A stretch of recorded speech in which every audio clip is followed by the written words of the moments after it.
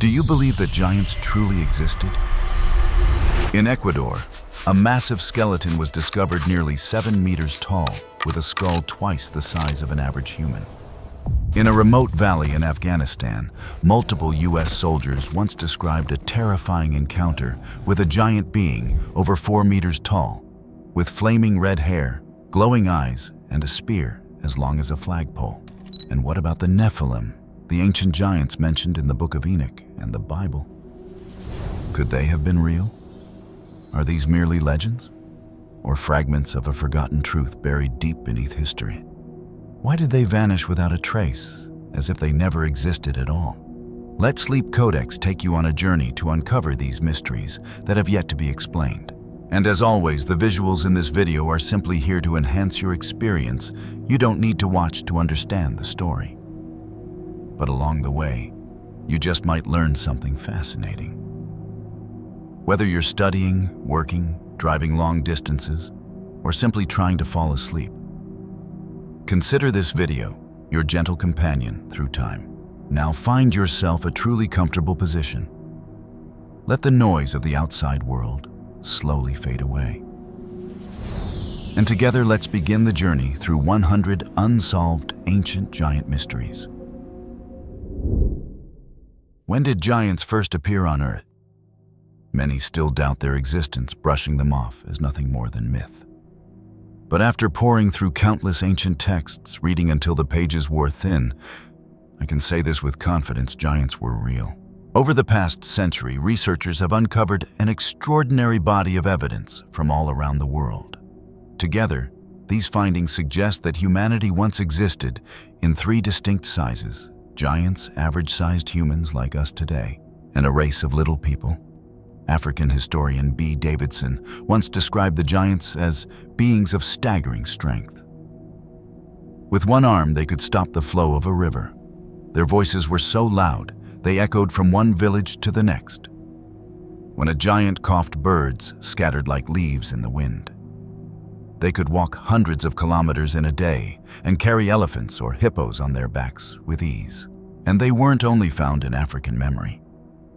An ancient Aztec manuscript preserved in the Vatican Library, known as the Codex Vaticanus, records that 4 generations of giants once walked the earth. They were said to be a unique race, born of human and divine lineage. Fearless, formidable, and in some cases, endowed with powers no man could match. It was only after their disappearance that humans of modern form began to appear. German scientist Alexander von Humboldt, while studying the writings of Dominican priest Pedro de los Rios, uncovered yet another haunting piece of the puzzle. A great flood had once wiped out nearly all the giants. Only 7 of them managed to take refuge in mountain caves. And from those caves, they are said to have built artificial mountains shaped like pyramids to honor Mount Tlaloc, the sacred peak that once protected them and their kin. And perhaps the most astonishing thing is how closely these stories mirror what was written in the Book of Enoch, the first text to name them, the Nephilim. Did the Nephilim in the Book of Enoch truly exist? The Book of Enoch is one of the oldest texts associated with the Bible, once widely read among ancient Jewish communities and early Christians. However, it was later excluded from the official canon and nearly vanished until an ancient copy resurfaced in Ethiopia, and more significantly among the scrolls found in the caves of Qumran near the Dead Sea.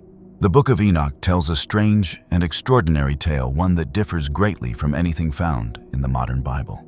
According to this text, in ancient times, there were 200 fallen angels, known as the Watchers, who defied the divine command and descended to earth. They took human women as wives, and from that forbidden union, a new race was born, the Nephilim. The Nephilim were unlike any beings ever known. They were giants, in the literal sense said to be 3,000 ells tall in ancient measurements, which would equate to nearly 1,400 meters by some traditional interpretations of the Ethiopian Ge'ez version. While symbolic or exaggerated, the scale speaks to their immense power and supernatural origin. Another source of evidence for their existence came more than 60 years ago, when a major excavation at Qumran uncovered over 900 ancient manuscripts that revealed many hidden truths about humanity's past. Among them was one document that baffled archaeologists, a scroll that described the downfall of the Nephilim, the very giants mentioned in the Bible. It was called the Book of Giants. According to this book, the Nephilim possessed remarkable psychic abilities. They could perform levitation control minds and see across great distances. Their voices were powerful. They could heal, remove curses and diseases, and even foresee the future. They were incredibly intelligent, with advanced knowledge of science, architecture, and engineering. They used these gifts combined with their authority and intellect to build pyramids and colossal monuments across the world. They ushered in a golden age for themselves and performed great feats for mankind. But according to the Book of Enoch, they also drank blood, taught forbidden knowledge, including how to induce abortions, and were ultimately punished by the divine. The Nephilim are also described in the Jewish Book of Enoch, where Enoch himself is said to be the ancestor of the giants. The text paints a dark and tragic picture of their history, one that ends in destruction, as they are punished for their corruption of the earth. When God created the first modern humans, called the sons of God, the Nephilim still existed, though in fewer numbers. After many confrontations with divine judgment, their civilization began to fade. God favored the new humans, especially the first man whom he called Son of God. That man took a wife, had children, and from them, humanity grew. In the final stages of the Nephilim's history, they even went to war with humans. Their existence caused such chaos that God ordered the entire race of Nephilim to be destroyed through the Great Flood, to cleanse the earth once more. Some ancient manuscripts claim that the spirits of the Nephilim, unable to ascend after death, became wandering entities, the original evil spirits in Jewish mysticism. So then, if the Nephilim truly did once exist, could the giants remembered in Incan, Aztec, Sumerian, and Native American traditions be the last echoes of this lost race? Traces of giants in ancient civilizations. If the Nephilim truly did once exist, could the giants remembered in Incan, Aztec, Sumerian, and Native American traditions be the last echoes of that lost race? Across the ancient world, despite oceans, mountains, and centuries between them, civilizations left behind accounts of towering beings said to have ruled the land, carved mountains, and vanished into legend. Uros giants and the moving stones of Peru. In the highlands of Peru, Incan legends speak of forest giants such as the Chulachaqui, but also of a mysterious race known as the Uros giants around Lake Titicaca, said to have existed long before the rise of the Inca Empire. Some claim they were the ones who built Sacsayhuaman, the fortress made of stone so massive and perfectly fitted that even modern technology struggles to explain their construction. Quinametzin, the Aztec giants, punished by the gods. Aztec mythology tells of a world before this one ruled by a race called the Quinametzin giants, who built monumental cities such as Teotihuacan, the city of the gods. But they became proud and defiant, and the gods destroyed them. The Aztecs believed they were merely the inheritors of a civilization far more ancient and powerful. Anunnaki, gods or giants, Sumer's mysterious beings. In Mesopotamia, ancient Sumerian tablets speak of the Anunnaki, heavenly beings of immense power and stature. They were said to have descended from the stars and played a direct role in shaping early humanity. Though scholars debate whether the Anunnaki were symbolic or literal, their descriptions closely resemble those of the Nephilim in the Book of Enoch. Is it just a coincidence, or are they two names for the same forgotten race? Siteka, red-haired cannibal giants of North America. Among the Paiute people of Nevada, legends speak of the Siteka, a race of red-haired giants who lived in caves and practiced cannibalism. According to the stories, the Paiute tribes united to destroy them, burning their final refuge. Incredibly early 20th century excavations of Lovelock Cave uncovered oversized sandals over 15 inches long. red hair remains, and large skeletal fragments matching the Paiute descriptions eerily well. Kanaka, the stone-building demigods of Polynesia. Even on remote Polynesian islands, legends tell of the Kanaka giant demigods who moved massive stones and built sacred temples with their bare hands. To this day, many stone platforms and monuments, such as the Ahu and Marae, remain unexplained, especially given the lack of lifting technology in ancient island cultures. It's clear that, from South America to the Middle East, from the Pacific to North America, one strange pattern repeats itself. Giants are always described as physically immense, intellectually advanced, and ultimately wiped from history. These civilizations shared no contact, no common language, no shared religion. So why? Do they all tell the same story? Is it a shared cultural memory preserved in the form of myth? Or are these legends fragments of real history, traces of a forgotten race that once walked the earth, long before us? Giant footprints discovered around the world. There's a startling truth that even scientists themselves can't fully explain. They've discovered strange, enormous footprints clearly embedded in solid stone, surviving for hundreds, even thousands of years. Not fossils, not carved statues. They appear as actual footprints, so massive and lifelike, it's as if some enormous being once walked across the earth and pressed its weight into the rock. In South Africa, on the Beld Plateau in the Transvaal province, a local farm owner named Storfel Kwetsi made an astonishing discovery in 1912. A giant left footprint imprinted in granite. It measured an impressive 1.3 meters long, 76 centimeters wide, and sank 15 centimeters deep into the rock. Similarly, on the island of Ceylon, now Sri Lanka, about 70 kilometers east of Colombo, the 14th century Arab explorer Ibn Battuta documented a giant right footprint on stone, 1.5 meters long and nearly 80 centimeters wide. Rough estimates suggest that the being who left it must have stood over 10 meters tall. More recently, at the ancient temple of Ain Dara in Syria, archaeologists uncovered a series of massive footprints pressed into stone. One pair was found at the entrance to the temple, and a single footprint was located at the threshold of the inner hall. The distance between the two main footprints was approximately 9 meters. If this represents a walking stride, the individual responsible may have been up to 20 meters tall. What makes these footprints especially remarkable is their level of detail. Look closely, and you'll see the alignment of toes' natural foot curvature and depth that strongly suggests they weren't carved but pressed into stone with enormous force, like a real footprint fossilized in time. And these discoveries aren't limited to Africa or the Middle East. In Vietnam, strange footprints have also been reported.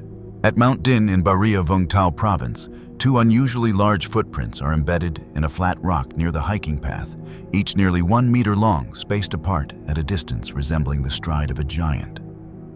Local legend claims they were left by a giant who once walked across the mountain, while others say they belong to a celestial being who descended from the heavens. Likewise, in Don Hung Town, Phu Tho province, near the banks of the Low River, villagers have long spoken of an ancient footprint known as the fairy's footprint, imprinted on a weathered stone slab. This footprint measures around 90 centimeters long, clearly defined with visible toe shapes and heel lines. Folklore says it belonged to a god or fairy who came to protect the river. But some researchers believe it may be a remnant of a prehistoric culture, from a time when myths of giants walked hand in hand with early humanity. To this day, these giant footprints remain visible on stone weathered by rain and time, but never erased. They are not just giant footprints carved into stone. They are a quiet reminder that perhaps once there existed a race the history books chose to forget. But if a footprint can survive for thousands of years, what about bone? What if someone had discovered not just a trace, but the actual remains of a giant? And that's exactly what one man in Ecuador claimed to find deep in the mountains, in a place long known by locals as the Cemetery of the Gods. Let's follow his story. Father Carlos Miguel Vaca, and the giant skeleton in Ecuador. In 1964, nestled deep within the majestic Andes Mountains of southern Ecuador, a local priest named Carlos Miguel Vaca made a discovery that could have rewritten human history. While exploring an archaeological site near a place called Changay, a name that local people had long referred to as the Cemetery of the Gods, Father Vaca claimed to have unearthed the remains of a giant with abnormally large bones and humanoid structure believed to belong to a being over 7 meters tall. Though a Catholic priest, Father Vaca was also a passionate amateur archaeologist. He carefully transported the bones to a small museum he built himself, Museo del Padre Vaca, where he preserved and displayed them for decades, drawing in curious visitors and researchers from across the region. Photographs taken at the time show massive femurs, fragments of skulls and rib bones far larger than any known human skeleton. Some claimed they didn't resemble the anatomy of any known animal species either. But the strangest part of all, after Father Vaca passed away in 1999, the museum was closed and the bones vanished without a trace. No carbon dating, no official excavation report, no scientific paper ever published. All that remained were whispers passed down by locals, a few faded photographs, and a quiet, lingering mystery that still hangs over Changay.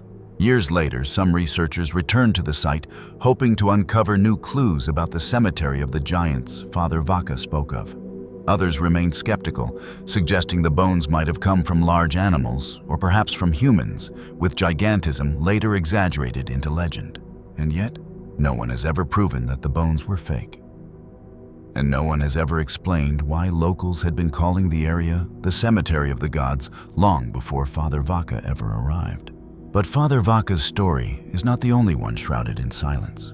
Across the ocean, in the archives of one of the world's most prestigious institutions, the Smithsonian Institution in Washington, D.C., rumors have long swirled about giant skeletons quietly removed, misplaced, or even deliberately hidden.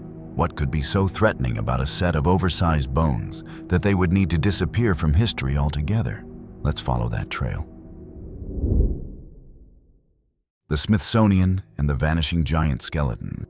Despite numerous archaeological discoveries that seem to offer undeniable proof of ancient giants, nearly all of these findings have quietly disappeared from public record.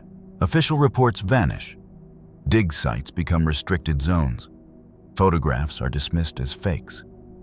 And in many cases, the very locations where giant remains were once uncovered are now designated no-fly zones or completely closed to public access, as if someone somewhere doesn't want these stories to be told. Much like the lingering mystery around UFOs, the subject of ancient giants seems to have become a silent taboo among governments and academic institutions. The disappearance of 80 giant skeletons in Argidava, Romania, in the 1940s, during an excavation in the town of Argidava, Romania.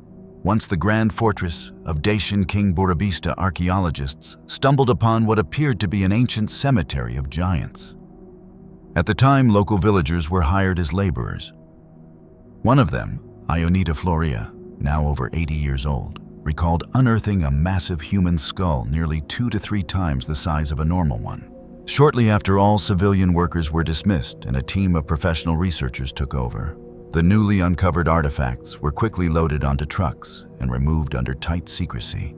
By the end of the operation, 80 skeletons had been recovered, most of them remarkably intact. A giant ceramic jar filled with rice was also unearthed. But to this day, no one knows what happened to them.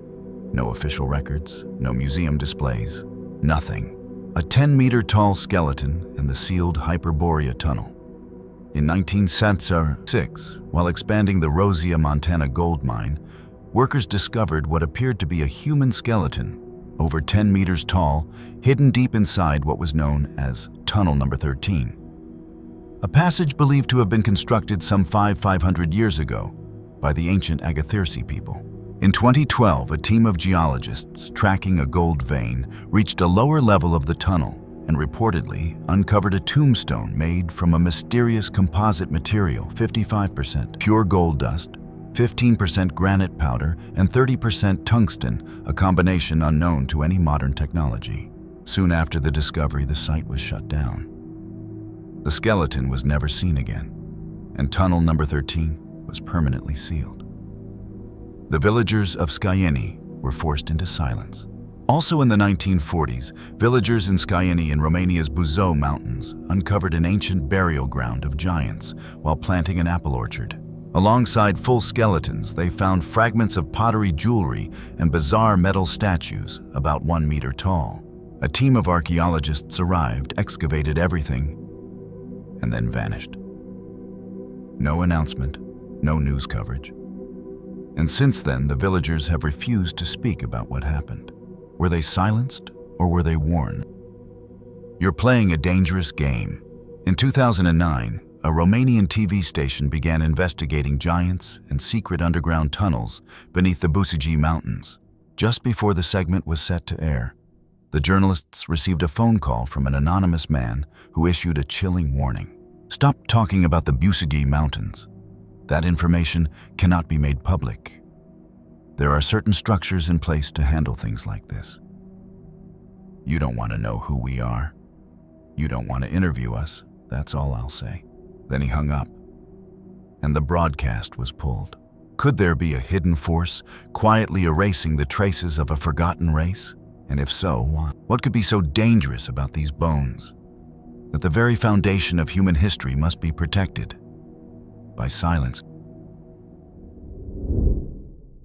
Cap d'Oie, the mysterious two-headed giant. Among the hundreds of stories about giants recorded throughout history, Cap d'Oie stands out as one of the strangest, not only because of his incredible size, but because he had two heads. According to folklore, the tale begins in 1673, when a group of Spanish sailors was navigating the shores of Patagonia, South America. There they encountered a towering, human-like creature standing over 3.5 meters tall with two fully formed heads. Cap d'Oie was quickly captured, bound in chains, and locked in the ship's hold. But with immense strength, he broke free, injuring several sailors, and according to the tale, killed at least 4 men before being fatally stabbed with a spear that pierced through his chest. His body was thrown overboard. But later the corpse washed ashore and was discovered by locals. They believed it to be a sacred being and enshrined the body, worshipping it as a deity. Years later, Cap d'Oie's mummified body mysteriously appeared in 19th century England. It was acquired by a circus owner and began making its way through various collectors, even being displayed at Blackpool Museum for nearly half a century. In the 1950s, Cap d'Oie was transported to the United States, where it remains today, preserved in a private museum and antique shop called Bob's Sideshow, located in Baltimore, Maryland, under the ownership of Robert Gerber and his wife. The mummy is still intact, standing over 3.5 meters tall, with 2 distinct heads and a strangely proportional body. What's especially intriguing is that according to its caretakers, there are no visible signs of surgical alteration or stitching. From ancient texts of long-lost civilizations to whispered stories passed down through the modern era, many traces all seem to point in the same direction giants once walked among us. They were not just figments of imagination, not mere mythological creatures, but perhaps real beings who coexisted with early humanity, a chapter of history deliberately excluded from what we now call truth. In fact, many archaeological digs around the world have unearthed giant human skeletons, but time and again, these discoveries are quickly concealed, sealed off, or vanish completely from official scientific records. So the question remains, is there a hidden truth? One the world was never meant to know. Giant skeletons, discovered in Wisconsin. Truth or cover-up? In May of 1912, an extraordinary story swept across America. Archaeologists from Beloit College were reported to have unearthed 18 giant human skeletons from ancient burial mounds near Delavan Lake, Wisconsin. The bones were said to possess oversized skulls, elongated limbs, and features that did not match those of any modern human. Some accounts described prominent jaws, strange dental patterns, and skeletons measuring well beyond average human height. The story quickly gained national attention. Over 200 news articles echoed the discovery across the country. And on May 4th, 1912, the New York Times published a piece detailing the find, stating clearly that large skeletons had been excavated and sent for study. But soon after, the story vanished. No academic reports followed. No photographs were preserved. No bones were displayed in museums. Every image that circulated in the press was dismissed as a hoax. Access to the site was eventually restricted, and any trace of the 18 skeletons seemed to disappear without a trace. Decades later, modern archaeologists such as Dr. Amy Rosebrough, the Wisconsin state archaeologist, reviewed the records. She confirmed that no documentation from Beloit College or the Wisconsin Historical Society mentions giant remains. And yet they couldn't explain why such detailed articles appeared in so many newspapers, or why such specific information was repeated across the nation. This pattern is not unfamiliar. Across the world, stories of giant bone skulls or footprints are often reported, only to be quietly retracted, buried, or denied entirely. The trail goes cold. The evidence vanishes. Was this merely a sensational tale born from exaggeration? A case of mistaken identity? Or was it something far more deliberate? To this day, no one has proven that the 18 giant skeletons of Delavan Lake were real. But no one has proven they were fake either. The truth remains locked in silence, and like so many other stories of ancient giants, it begins with a bold headline and ends with a mystery that refuses to die. Giant skeletons discovered in a cave on Pulau Upeh Island, Malacca, Malaysia. Hidden amidst the coastal jungle of western Malaysia, Pulau Upeh, a small, uninhabited island off the coast of the ancient city of Malacca, has long been associated with mysterious legends. In late 2016, Malaysian media circulated a shocking report. Researchers claimed to have discovered the remains of a giant human skeleton inside a cave on the island. The central figure behind the report was Mohd Fuad Kusari M. Syed, a historian appointed by the Malacca state government to survey potential historical sites. While exploring Pulau Upeh with his research team, Fuad reported finding abnormally large human bones protruding from the earth inside a cave, accompanied by 2 enormous stone tombs, each approximately 5 meters long and half a meter wide, located about 1.2 kilometers from the cave entrance. Based on initial observations of the skull size and bone structure, Fuad estimated the individual could have stood between 3 and 5 meters tall, a height far beyond the normal limits of human anatomy. The discovery quickly drew widespread attention. Scholars such as Dr. Mohd Jamil Mukmin from the Institute of Historical and Patriotic Research of Malaysia noted that large tombs had also been discovered on nearby Pulau Besar Island, believed to be burial sites of great religious figures in history.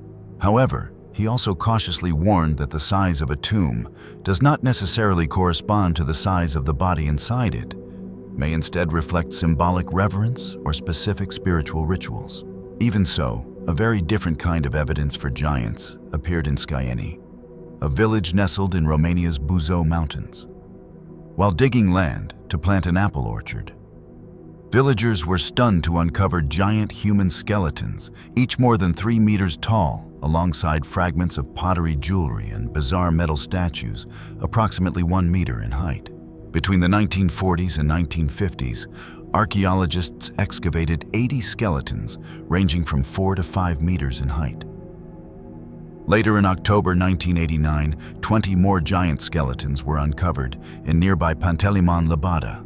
In fact, reports of giant skeletons have come from numerous regions across Romania, including Skyeni in Buzău, County Maruta in Călărași County, the Persani Mountains, Polovragi, Piatra Craiului Tara Haitagului, Cetățeni beneath the Negru Voda Monastery, and many other locations, still unaccounted for.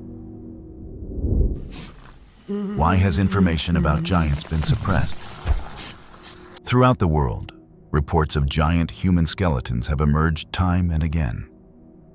Yet strangely, every time someone claims to have discovered such remains, clear evidence seems to vanish without fail. Authorities often arrive shortly afterward, sealing off excavation sites, removing any trace of what was found. Locals fall silent, and nothing remains but whispers. As suspicion grew around the idea of a powerful organization working to suppress these discoveries, one name kept resurfacing: the Smithsonian Institution. Founded with the noble mission to increase and diffuse knowledge, the Smithsonian was shaped early on by its first secretary, Joseph Henry, who envisioned it as a premier center of scientific research. It quickly became the depository of massive collections gathered by the U.S. government. In 1842, the U.S. Navy completed a 4-year global expedition and returned with hundreds of thousands of specimens, animal, plant, mineral, and cultural artifacts from around the world. These collections were later enriched through Western expansion, including expeditions to the American frontier border surveys with Mexico and transcontinental railroad surveys that gathered artifacts from Native American tribes and unknown species. By the 1850s and 1860s, the Smithsonian had become a magnet for natural scientists. Its intellectual community soon gave rise to a group known as the Megatherium Club, where scholars and thinkers of the time exchanged ideas and influence. Today, the Smithsonian remains one of the most respected institutions in American academia, with immense political and scientific influence. Its leadership is headed by a chancellor, traditionally the Chief Justice of the U.S. Supreme Court, and a board of regents composed of 17 members, including high-ranking officials like the Vice President, 3 senators, and 3 members of the House of Representatives. The remaining 9 members are appointed by Congress and must be non-legislators. The Smithsonian also oversees the widely circulated Human Evolution Timeline. Interactive, a major educational tool that supports Darwinian evolutionary theory, now regarded as the mainstream narrative in science and academia. And herein lies the dilemma. The existence of giant human skeletons would be a direct contradiction to the theory of evolution. Evolution proposes that humans evolved gradually from smaller, simpler organisms over millions of years, and that anatomically modern humans have existed for no more than 10,000 years. But if ancient giants really walked the earth long before that, then something doesn't add up. Such findings, if confirmed, would undermine a core foundation of evolutionary science, and that is something the Smithsonian could not afford. According to several sources, the Smithsonian has not only silenced archaeologists, citizens, and media outlets, but may also have destroyed thousands of giant skeletons to protect the prevailing scientific paradigm. In recent years, there have even been legal efforts to hold the Smithsonian accountable. The U.S. Supreme Court has reportedly pressured the institution to release classified documents from the 1990s, documents that allegedly detail the destruction of massive humanoid bones. But to this day, no documents have been published, no officials have come forward, and the silence remains. Why? Perhaps the truth is far stranger and far older than we've been allowed to believe. Indeed, in the past, before the rise of modern technology, our understanding of the world was shaped and limited by just a few media outlets, a handful of publishers, and tightly controlled sources of information. In such a one-way information society, it was nearly impossible to verify whether the existence of giants was a genuine truth or simply a fabricated hoax. But today, the widespread availability of open-source information offers us a far more multidimensional and transparent perspective. And we cannot help but feel a sense of unease, realizing that many ideas we once accepted as absolute truths, such as the theory of evolution, may have been nothing more than carefully constructed illusions, controlled and protected by a few powerful scientists and shadowy institutions who would stop at nothing to preserve their narrative. The story of ancient giants has followed a similar fate. Just 2 decades ago, the idea of their existence was dismissed as pure fantasy. But today, that perception is changing. With access to a flood of forgotten data, ancient records, and eyewitness testimonies once buried in silence, we can now reevaluate the past and recognize that the presence of giants may not be mythical at all, but rooted in the deepest layers of human history. In fact, these giants may have left behind extraordinary monuments, megalithic structures, and engineering feats so advanced that even with all our modern science and technology, we still cannot explain, let alone replicate what they created. Remnants of giants on Easter Island. Far out in the vast South Pacific Ocean, nearly 3,700 kilometers from the nearest coastline, lies a tiny, isolated island so remote that it almost feels like it doesn't belong to this world. This is Easter Island. In 1722, Dutch explorer Admiral Jacob Roggeveen arrived on its shores during Easter Sunday and thus gave the island its name. But what stunned the world wasn't the name, it was what stood silently across the landscape.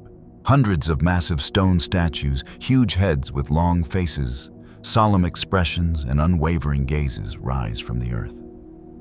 These are known as moai.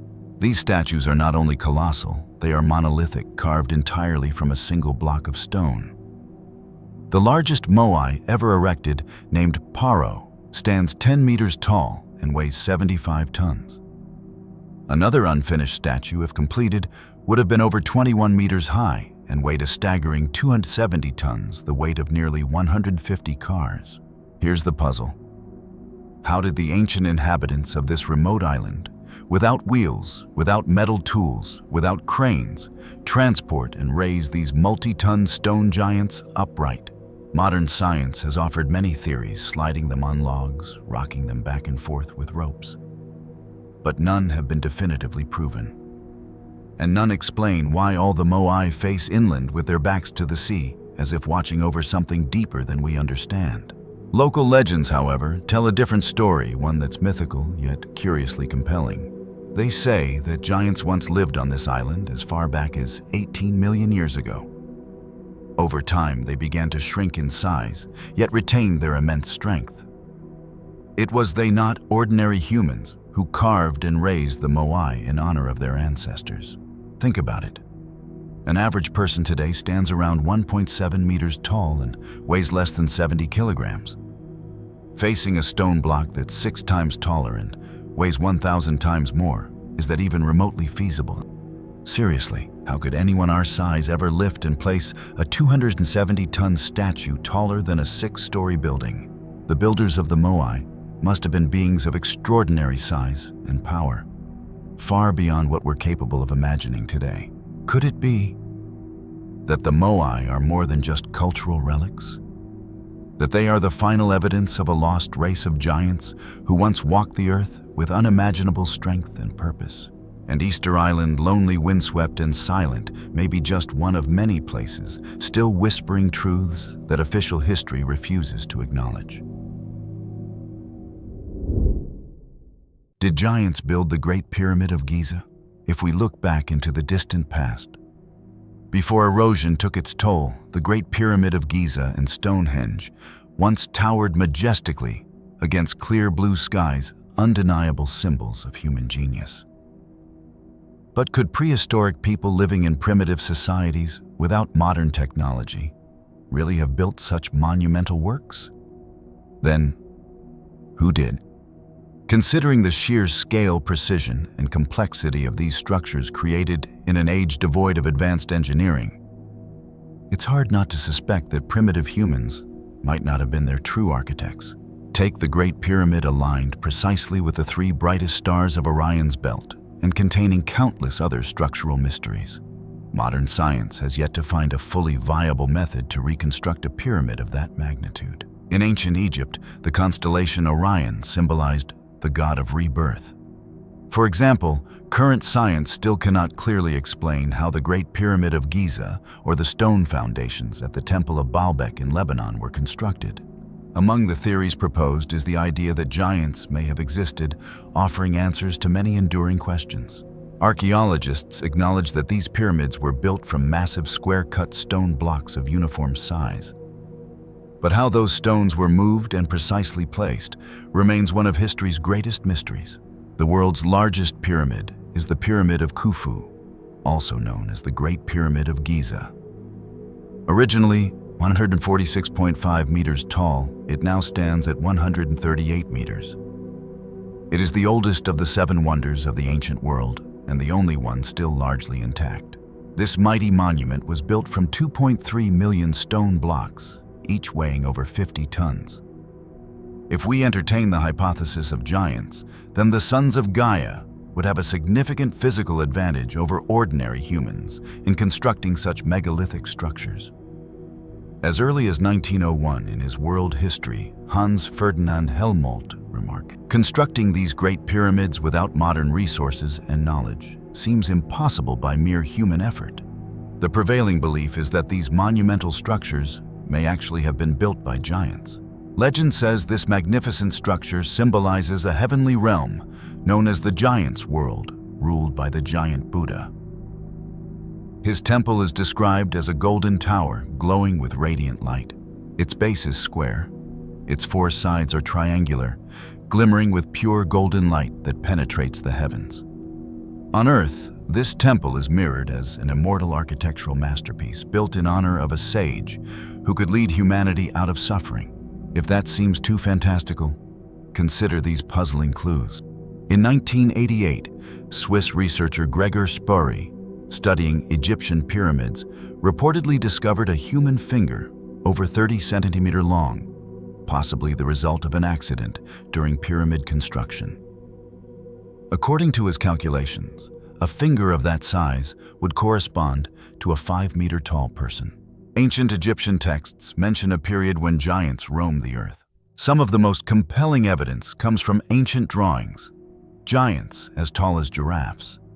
Giants carrying massive stone blocks during pyramid construction. These images were not invented.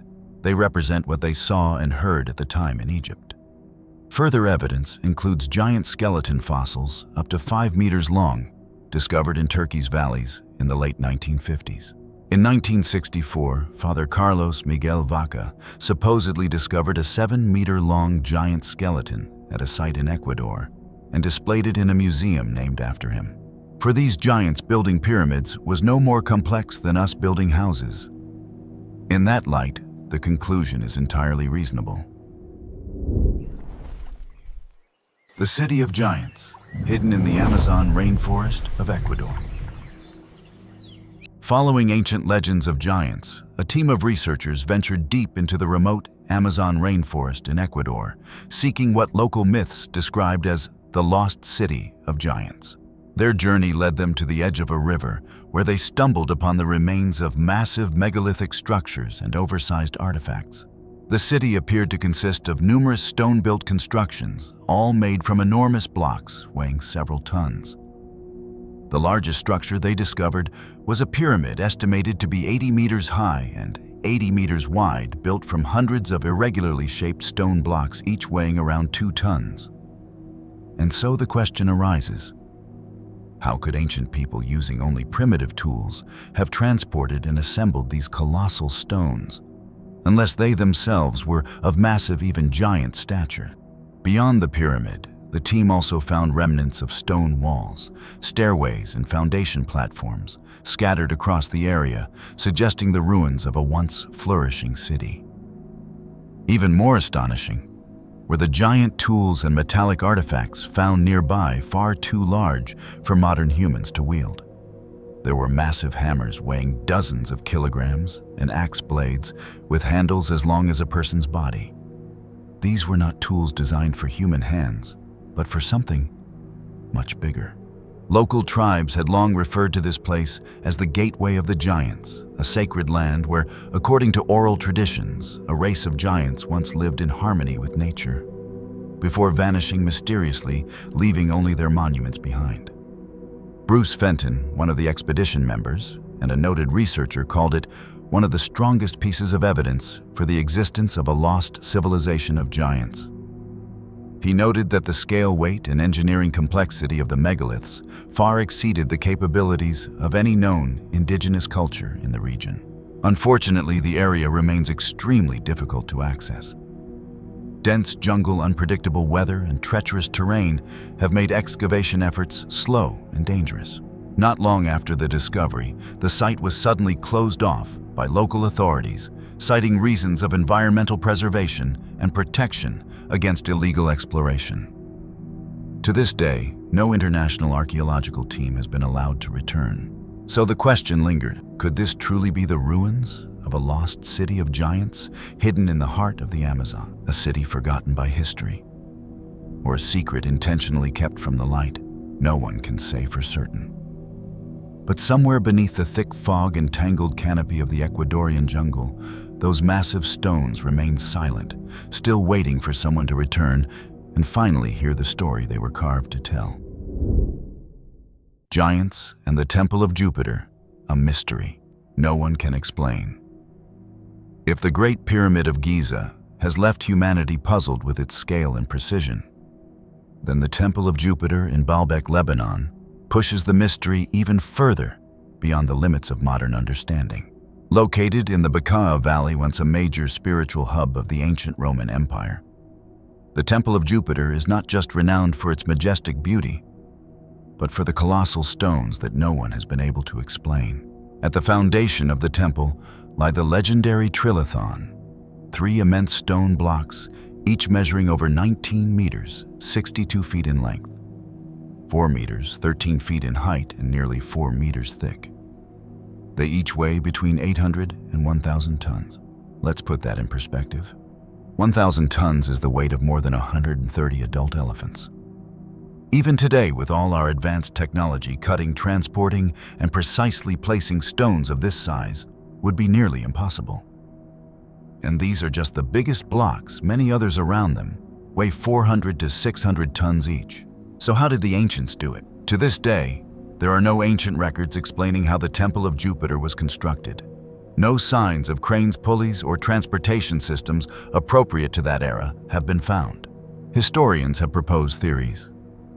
Slave labor wooden rollers, ancient levers, but none hold up under scrutiny. All these theories stumble on the same basic question: how could people move multi-hundred-ton stones across rugged terrain and lift them into place without modern machinery? That's why an alternative hypothesis is gaining attention among independent researchers. What if the builders weren't human in the conventional sense? What if they were giants, beings of great size and strength, with knowledge far beyond our current understanding? In Lebanon, ancient legends speak of the giants of the valley, towering beings who once coexisted peacefully with humans until they mysteriously vanished. Local lore even refers to Baalbek as the city of the giants, a place where divine beings descended to earth, carrying sky stones to construct temples linking the heavens and the earth. Though controversial, this theory raises a critical point. Why do no other Roman structures resemble Baalbek's construction methods? If the Romans truly built this temple with their own engineering, why is there no record of similar methods or achievements elsewhere in the empire? Why is Baalbek the only place with stone blocks of such inconceivable size? Could it be that this wasn't originally a Roman temple? Could it be that the Temple of Jupiter was actually built atop the ruins of an ancient, forgotten civilization, one ruled by giants? The mysterious giant underground city in Turkey. In the heart of central Turkey's Cappadocia region, peculiar natural formations called fairy chimneys dot the eroded volcanic mountains. But these otherworldly spires may hint at something far more astonishing: an enormous underground city lying beneath the parched earth. For centuries, the people of the Anatolian Plateau have carved homes, churches, and entire villages into the region's soft volcanic rock. The surreal architecture above ground evokes the landscapes of Tolkien's fantasies, attracting travelers who hike through the valleys or float above in hot air balloons. But for a long time, no one knew that beneath the surface lay a vast, hidden metropolis with rooms and tunnels stretching for hundreds of miles. This ancient cave city was once known as Elingubu. More recently, it was rediscovered and renamed Derinkuyu after the region above it in Nevşehir province. Derinkuyu's intricate tunnel network, abandoned for centuries, once served as a haven for those fleeing persecution, offering shelter, safety, and self-sufficiency underground. The city was integrated seamlessly into the rocky terrain and surface settlements. After it was left vacant, it gradually vanished from public memory in the early 20th century. It wasn't until 1963, when a local man was renovating his house, that the city came to light again. Upon breaking down a wall, he stumbled upon a deep tunnel that seemed to stretch endlessly. And just like that, the rediscovery of the underground city began. That passage turned out to be the first of over 600 known entrances to Derinkuyu. Derinkuyu is massive. Spanning an area of 275 square miles and descending 279 feet underground, it consists of 18 levels. At its peak, the city is believed to have housed over 20,000 people, complete with stables, wine and oil presses, food storage areas, chapels, schools, wells, and ventilation systems. It was designed for complete isolation from the outside world during times of invasion, making it a fully self-sustaining underground refuge. So, who built Derinkuyu and who lived here? Evidence of cave dwellings in Cappadocia dates back to the late Paleolithic period, and over time, simple metal tools like picks and shovels were used to carve into the soft, tough rock a consolidated volcanic ash. Some scholars believe the Hittites, an ancient Anatolian civilization, were the first to dig the upper levels of the city around the 15th century BCE. Artifacts linked to the Hittites discovered in the cave lend support to this theory. Later, around 1200 BCE, the Phrygians, known for their stone architecture, are believed to have expanded the complex significantly. Subsequent empires, such as the Persians and Seljuks, likely continued its development. During the Byzantine era, particularly between 780 and 1180 CE, Derinkuyu became a vital refuge for Christians fleeing Muslim Arab invasions. It was during this time that the city reached its peak. At its height, Derinkuyu provided protection for 20,000 people for extended periods. The upper levels were used for storing food and housing livestock, helping reduce odors and poisonous gases, while also warming the lower levels during winter months. A 180-foot deep well from a surface village provided clean water and air to the city. This well could be sealed from below to prevent enemies from poisoning the water. Over 50 ventilation shafts brought fresh air down into the subterranean maze. Torches and lamps once lined the tunnels, and today, remnants of scorched ceilings and walls still bear witness to their use. Stone-carved staircases and dangerous vertical shafts allowed movement between levels. Some areas had handrails and footholds carved into the rock to ease passage. In case of attack, every level had rolling stone doors, circular stones weighing about 1,000 pounds that could be rolled shut to block entry.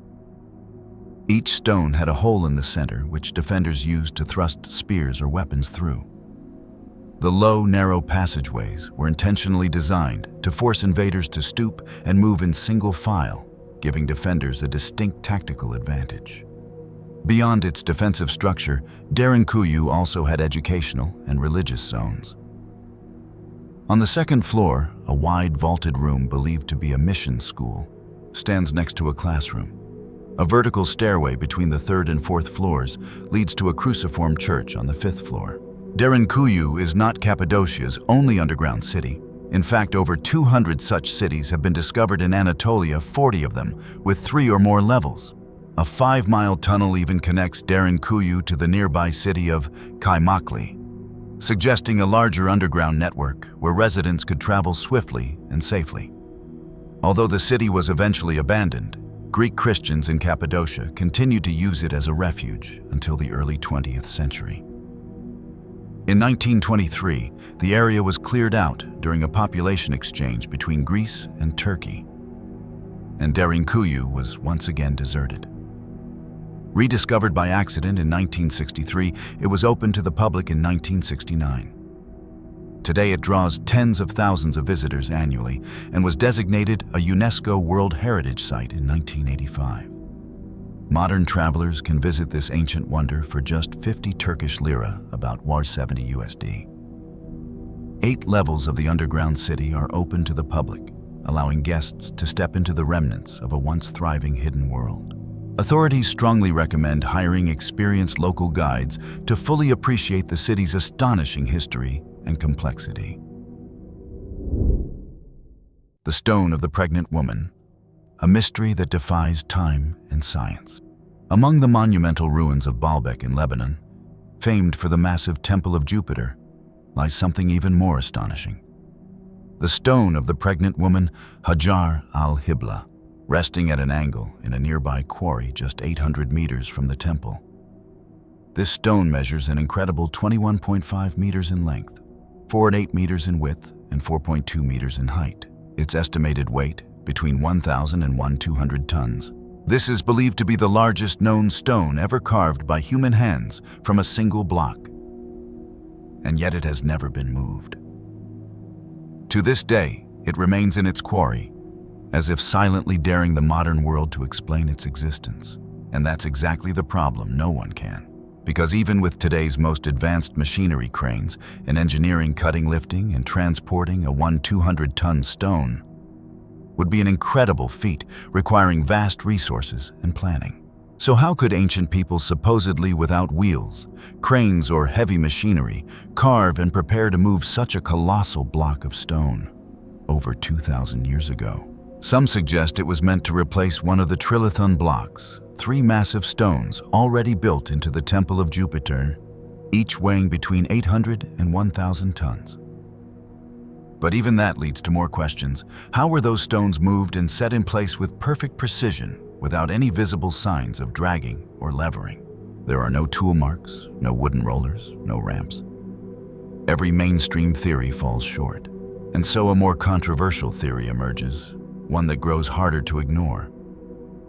Could it be that giants, not ordinary humans, built these megalithic structures? The local name for the stone Hajar al-Hibla comes from a folk legend that a pregnant woman was turned to stone here.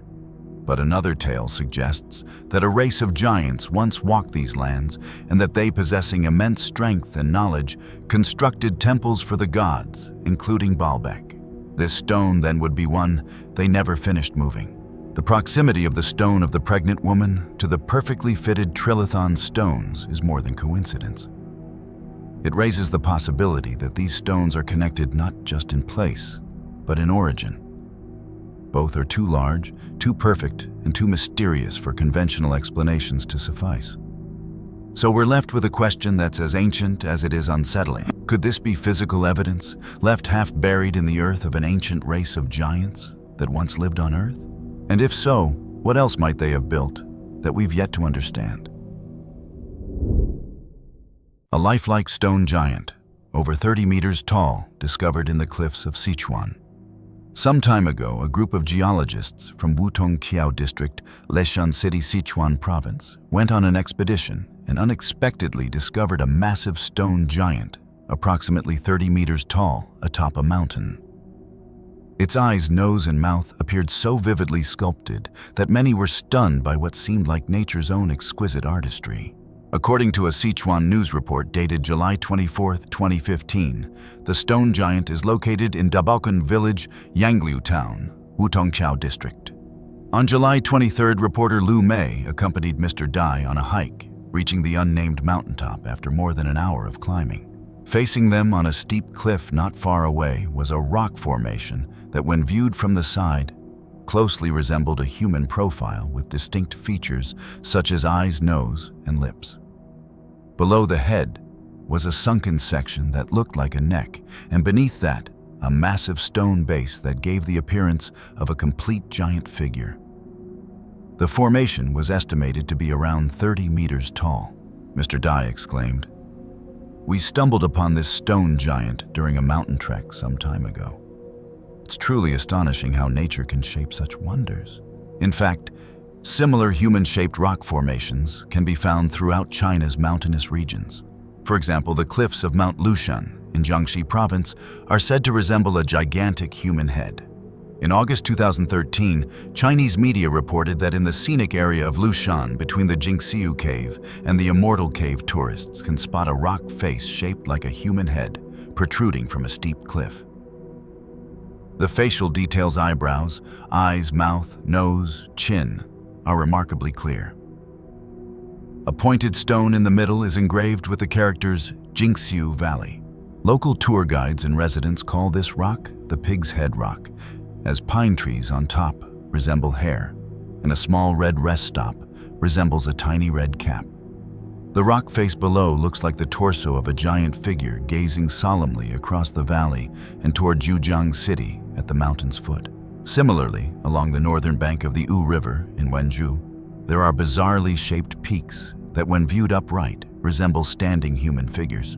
And now, perhaps most compelling of all, scientists have even identified giant genetic markers still present in the human genome today, suggesting these towering figures may not only belong to legend or rock, but also to living ancestry. Discovery of rare giant genes in Northern Ireland. For thousands of years, humanity has discovered enormous footprints etched into stone giant skeletons, excavated from around the world, and megalithic structures so massive that only giants could seemingly have built them.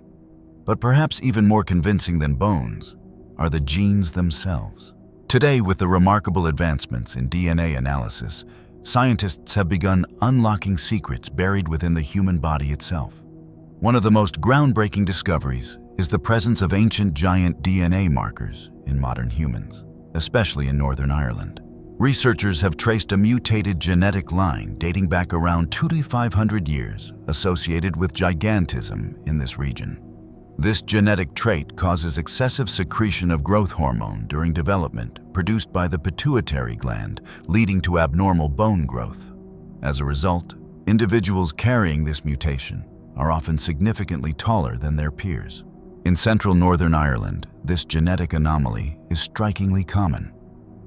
1 in every 150 people carries the giant gene. In contrast, the rate in other parts of the United Kingdom is about 1 in 2,000. Central Northern Ireland has thus become known as a hotspot for giants. Some individuals with the gene are healthy and simply very tall, while others suffer from genetic disorders or infertility. Several factors make these academic findings particularly fascinating. First, Genesis chapter 6 in the Bible and many ancient texts around the world describe the existence of giants on Earth. In Northern Irish folklore as well, tales abound of giants depicted as both clever and menacing, possessing immense physical power. Often these beings used their natural advantages to dominate local rulers, although occasionally they aided them too. It would be premature to dismiss these stories as mere fiction. In fact, we may need to take seriously the claims made by Corey Goode, a whistleblower who revealed classified secrets. He refers to stasis giants, a dormant branch of humanity preserved in ancient chambers, and speculates they may not be entirely human, but rather humanoid extraterrestrials. Goode claimed that during his involvement with a secret space program, he encountered giants placed into suspended animation within stone coffins, waiting to awaken at some point in the future. These chambers, according to him, were constructed by other species, but later invaded by giants who contorted themselves to fit into the narrow, asymmetrical spaces. These crypts reportedly contained advanced technology that kept them alive in stasis for centuries or longer. No one knows for sure where these giants came from. But Goode stated clearly, yes, they're all over the world. In some places, it's believed that these stasis giants came from various civilizations. I suspect they discovered the stasis chambers and learned how to use them. But the red-haired bearded giants have only been found in Europe and the Americas.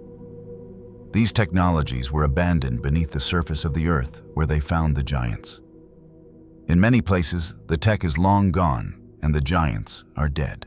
There are even videos on YouTube that allegedly show stasis giants, particularly in Russia, though none have yet been verified. In the Book of Enoch, an apocalyptic text, it is written that divine beings were seduced by human women, giving birth to a hybrid race called the Nephilim. In Hebrew, this means the fallen, while in Greek it is often translated as giants. So, if you encounter an unusually tall Irish person, could they be descendants of this lost race? This article doesn't claim that, but it raises an interesting thought. If any of us carry unusual genetic markers, could our lineage extend beyond humans to something part of the global genetic legacy? Previous studies have considered similar possibilities, namely that non-human genes may still exist in our DNA, and archaeology may one day reveal the full picture.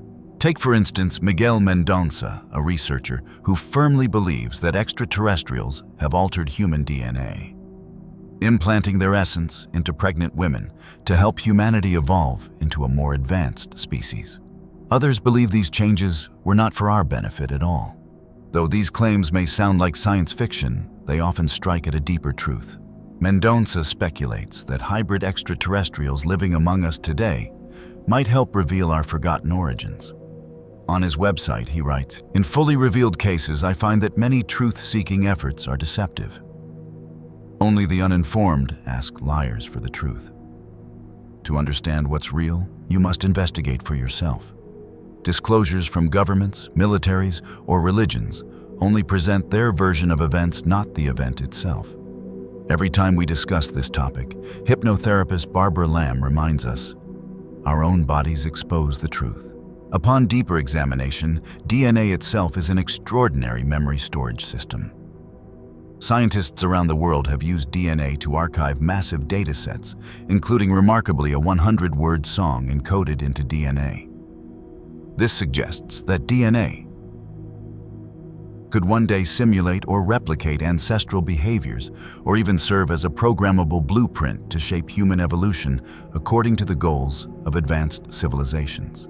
Wherever gigantism or acromegaly originates from, it seems ancient mythologies are slowly being confirmed by modern science. Skeletons of red-haired giants unearthed in recent decades only add weight to the possibility. But as for the true identity of our ancestor, that remains a mystery. From massive stones carved into human shapes across the mountainous regions of China, to towering cliffs that eerily resemble living faces etched into the sky, one cannot help but wonder, are these mere accidents of nature? Or could they be faded remnants of a time when giants once walked the earth? Because giants are not only found in stone and bones or in our modern DNA, they also live on in the oldest legends of humankind from east to west. They stride silently through epics, myths, lullabies, and folk tales passed down for thousands of years. In those stories, giants are not just symbols of brute strength, but of power, wisdom, and at times, a primal fear that humans dared not name. So now let us step into the world of ancient legends, where the footprints of giants still echo across the mythic pages of humanity. Folklore legends, the nation of giants. Since ancient times, people have speculated and explored whether the land of giants and the land of little people truly existed. In fact, in China's long and ancient history, there was once a time when giants, little people, and humans of today's average size all coexisted. Among the relics and records left behind by our ancestors, there are numerous mentions of giants. In the classic of mountains and seas, Shanhai Jing, several passages describe the land of giants. In the chapter Overseas Eastern Classic, it states, "North of the giant people country, the inhabitants are enormous sitting and carving boats." Here, carving boats may mean navigating or rowing, implying a being of such great size that even while seated, they could control a large vessel. In the chapter Great Wilderness, Eastern Classic, it reads, "Beyond the eastern sea lies Mount Bagu, where there is a city of giants named the Hall of Great Men. A giant is seen squatting, arms stretched wide." This passage describes a giant squatting atop a flat mountain that resembles a grand hall with arms spread wide. In Great Wilderness Northern Classic, it also states, "There is a country of giants where all the inhabitants share the same surname. They eat grains." Zhanghua's Bouji. Exotic lands written during the Jin Dynasty records. 48,000 li from Kuaiji, modern-day Shaoxing, there is a nation of giants. It is said that the offspring of giants must be raised for 36 years before reaching maturity. They can fly in storms, but cannot walk, considered a branch of dragons. This description slightly differs from those in the Shanhai Jing. Moreover, in Bouji, strange people, it is written, "The people of Longba are 30 jang tall, 1 jang eals 3.3 meters, and live for 18,000 years. The people of Dakin are 10 jang tall." Those from Zhongqing are 1 zhang tall. The people of Lintao are 35 zhang tall. All of these refer to giants. In Discourses of the States, Lu. Discourses, it states, Fang Feng was the ruler of the Wangmang tribe. During the Yu, Xia, and Shang dynasties, they were known as the Wangmang. During the Zhou, they were called the Changdi. Today they are known as giants. The Xiaoyao people were said to be only 3 qi tall. 1 qi equals 33 centimeters, essentially little people, while the giants were 10 times taller, about 30 qi, which is astonishing. It is said that after Fang Feng was killed, a single bone of his required a cart just to be transported. After him, the Changdi tribe took power. In Spring and Autumn Annals, Duke Wen, year 11. And it records Changdi had 3 brothers, all extremely powerful. No bricks or stones could harm them. One was an exceptional archer who shot one in the eye. When the giant fell, his body sprawled across 9 mu of land. The classic of divine marvels, Southeast Wilderness, also mentions the giant couple Bo Fu and his wife described as towering thousands of li high. Now just imagine standing before such enormous beings, how small and fragile modern humans would seem in comparison. The island of the Cyclops, where a giant met his match. Long before maps and compasses guided the course of men, there was a tale that drifted on the winds of time, a tale of cunning fury and one terrifying eye. It begins on a desolate island in the wine-dark sea, where monsters lived not in shadows, but in the open beneath the scorching sun. Odysseus, the war-weary king of Ithaca, had not yet returned from Troy. With 12 ships under his command and the burden of fate on his shoulders, he and his men landed on the shore of a strange and silent island, rugged, uncultivated, and hauntingly still. It was the island of the Cyclopes, where laws were unknown and gods unheeded. Curiosity, that ever-dangerous gift of men, led Odysseus and his crew into a massive cave. Inside were baskets of cheese, clay jars of milk, pens of bleating goats, and lambs plenty for a feast. But it was no ordinary home. It was the lair of Polyphemus, the most fearsome of all Cyclopes, a gigantic one-eyed shepherd, and the monstrous son of Poseidon, god of the sea. When Polyphemus returned and rolled a boulder the size of a mountain across the mouth of the cave, the men were trapped tiny mortals caught in the den of a god-born beast. He didn't ask questions. He didn't make threats. He ate 2 of them alive. By morning, he devoured 2 more. Odysseus watched in horror, but also with cold calculation. His warrior's strength could not match the Cyclops' brute force. So he turned to what the Greeks valued more than muscle: cleverness. That evening, as the monster prepared another meal, Odysseus stepped forward with a gift: sweet, undiluted wine.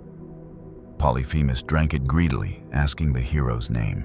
"My name is nobody," said Odysseus. Drunk and amused, the Cyclops promised, "Then I shall eat nobody last." But before the giant could collapse into sleep, Odysseus and his men took a sharpened stake they had carved from an olive tree. They heated it in the fire until it glowed red with rage. Then, with a war cry that shattered the silence, they plunged it into the Cyclops' single eye. The cave echoed with inhuman screams. Polyphemus thrashed and roared, blood and smoke spiraling from his ruined eye.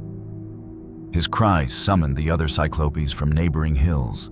But when they asked who was hurting him, the blinded giant screamed, "Nobody. Nobody is killing me." So they left him in his agony. Odysseus was not done yet. The next morning, when Polyphemus opened the cave to let his sheep out, feeling them with his hands to catch escapees, the clever hero lashed each man under the belly of a ram. The Cyclops, still blind, let his flock pass. He never knew the men clung beneath him until it was too late. They boarded their ship, pushing off with relief and dread still in their chests. But pride would not stay silent. As they drifted away, Odysseus called out across the sea, "I am Odysseus, son of Laertes, king of Ithaca, and it is I who blinded you." Polyphemus, now a wrathful shadow on the shore, stretched his arms to the sky and called upon his father Poseidon. "Father, curse him. Make his journey home long and fill it with suffering." And so began Odysseus's cursed voyage, a journey of 10 years, storm-tossed and heartbreak-laden. Why this tale still echoes? The story of Polyphemus is not just one of monsters and heroes. It is a story of wit over strength, of humility over hubris, and of the unseen price of pride. In this ancient myth, the Cyclops is both beast and victim, terrifying in his might, but brought low by the smallest of men. To this day, caves in Sicily are still named after Polyphemus. And somewhere in the folds of night, as the winds shift over empty islands, the echo of that ancient scream still lingers, reminding us that monsters may have one eye, but heroes must have many ways to see. The Giant Goliath. When people hear the word giant, one of the first names that often comes to mind is Goliath, the towering warrior from the legendary battle between David and Goliath. In Middle Eastern lore, Goliath was the embodiment of unstoppable brute force, a massive figure of terrifying power, the ultimate champion of the Philistine giants. Throughout history, it seemed no one had ever been worthy of facing him as an equal. And yet, during the prolonged war between the Israelites and the Philistines in the land known in the Bible as the Promised Land around the 10th century BCE, the tide turned in an unexpected and miraculous way. King Saul of Israel had an unlikely hero on his side, a young, unassuming shepherd boy named David. In one of the fiercest showdowns of the war, Goliath, nearly 10 feet tall, clad in armor, weighing over 100 kilograms, and wielding a spear as thick as a tree trunk, stood in the valley day after day, roaring with thunderous defiance. "Who among you dares to fight me one-on-one?" For 40 days, the challenge echoed through the battlefield. And for 40 days, not a single Israelite soldier stepped forward. All were paralyzed with fear, daunted by the giant's size, strength, and savage confidence. But then came a fateful day. A boy, David, armed with nothing but a sling and a handful of stones, stepped forward. No sword, no shield, just a fearless heart and unshakable faith in God. When Goliath saw the boy approaching, he scoffed and shouted, "Am I a dog that you come at me with sticks?" But David, standing his ground, responded, "You come against me with sword and spear, but I come against you in the name of the Lord God of Israel." And in a heartbeat, the moment of truth arrived. David pulled a stone from his pouch, placed it in his sling, and spun it with force. Whiz! The stone flew through the air like lightning and struck the giant dead center on the forehead. Goliath collapsed. One strike, one stone, and the undefeated Titan of the Philistines lay slain by the hand of a shepherd boy. David then drew Goliath's own sword and used it to behead the giant, securing an unforgettable victory for the Israelites. The battle between David and Goliath has since become one of history's most enduring metaphors, a timeless symbol of how courage, cleverness, and faith can overcome even the most overwhelming odds. It reminds us that sometimes the smallest voice, the youngest soul, the unlikeliest hero can bring down giants. And so the tale of David and Goliath reminds us that no matter how mighty the foe, it is not size or strength that determines the outcome, but spirit, wisdom, and divine purpose. But Goliath was far from the only giant to ever roam the ancient world. For in the cold, frost-bitten realms of Norse mythology, there exists an entire race of giants older than the gods themselves. They are the Jotun beings of immense power, born from the very bones of the first giant Ymir. These titanic creatures inhabit Jotunheim, the icy, untamed land far beyond the reach of men and gods, one of the 9 realms in Norse cosmology. They are not merely enemies of the gods, they are their equals, their ancestors, and sometimes their kin. And as we step into the realm of ancient Nordic legend, we find that the story of giants only grows colder, darker, and more profound. Let us journey now to the world of the Jotnar, the frost giants of the north, and uncover the primal chaos from which gods and monsters alike were born. The Jotun giants in Norse mythology. In Norse mythology, the Jotun, often referred to as frost giants, are among the oldest and most powerful beings to have ever existed. They dwell in Jotunheim, a vast icy wilderness on the outer edges of the world. It is one of the 9 realms in Norse cosmology and a place far beyond the reach of mortals. But Jotun are not just giant brutes. They are the embodiment of primal forces of nature: ice firestorms, wild forests, and untamed chaos.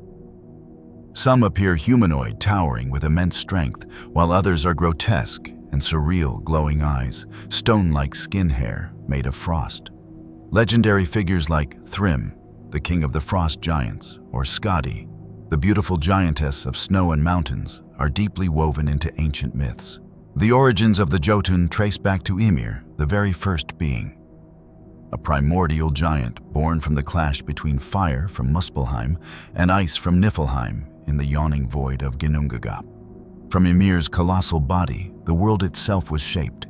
His blood became the seas, his bones formed the mountains, his teeth became boulders, and his skull turned into the vast dome of the sky. When the gods Odin, Vili, and Ve slew Ymir to forge the world, his gushing blood drowned most of his kin, with only a few surviving to repopulate Jotunheim. Though often portrayed as the enemies of the gods, the Jotun were not purely evil. They represented chaos, yes, but also the creative power of nature, the untamed and the unknown. In the grand balance of the cosmos, they served as the necessary counterweight to order, making them vital to the harmony of all things. And the Jotun were not only powerful, they were wise.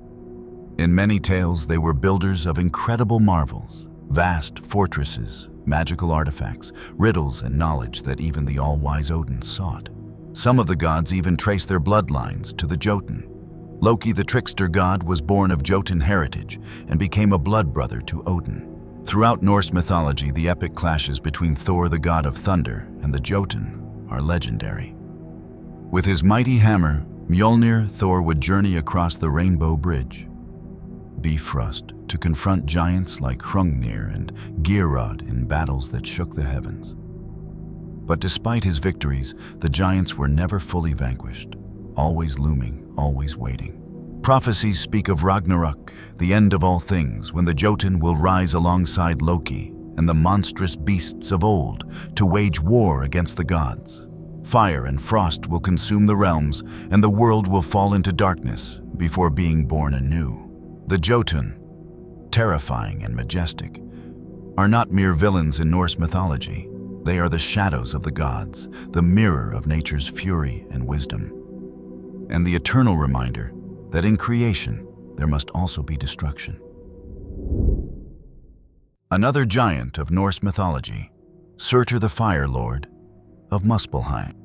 Beyond the icy wilderness of Jotunheim, Norse mythology speaks of another mighty giant, Surtr, a figure not born of frost, but of fire. He hails from Muspelheim, the scorching realm of flame and molten lava, where the air itself shimmers with heat and rivers of fire flow endlessly through blackened canyons. Unlike the frost giants who embody chaos in nature, Surtr is the harbinger of destruction, a towering being, wreathed in flame. Surtr's name means the Black One, and he is said to wield a fiery sword so bright it outshines the sun. His destiny is not one of mischief or rivalry, but of total annihilation. From the earliest times, the gods feared Surtr, for it was prophesied that he would one day lead the fire giants in the final battle Ragnarok, the twilight of the gods. In this apocalyptic clash, Surtr will break through the Bifrost Bridge, setting it ablaze behind him. He will march upon Asgard, the realm of the gods, bringing with him the fury of Muspelheim.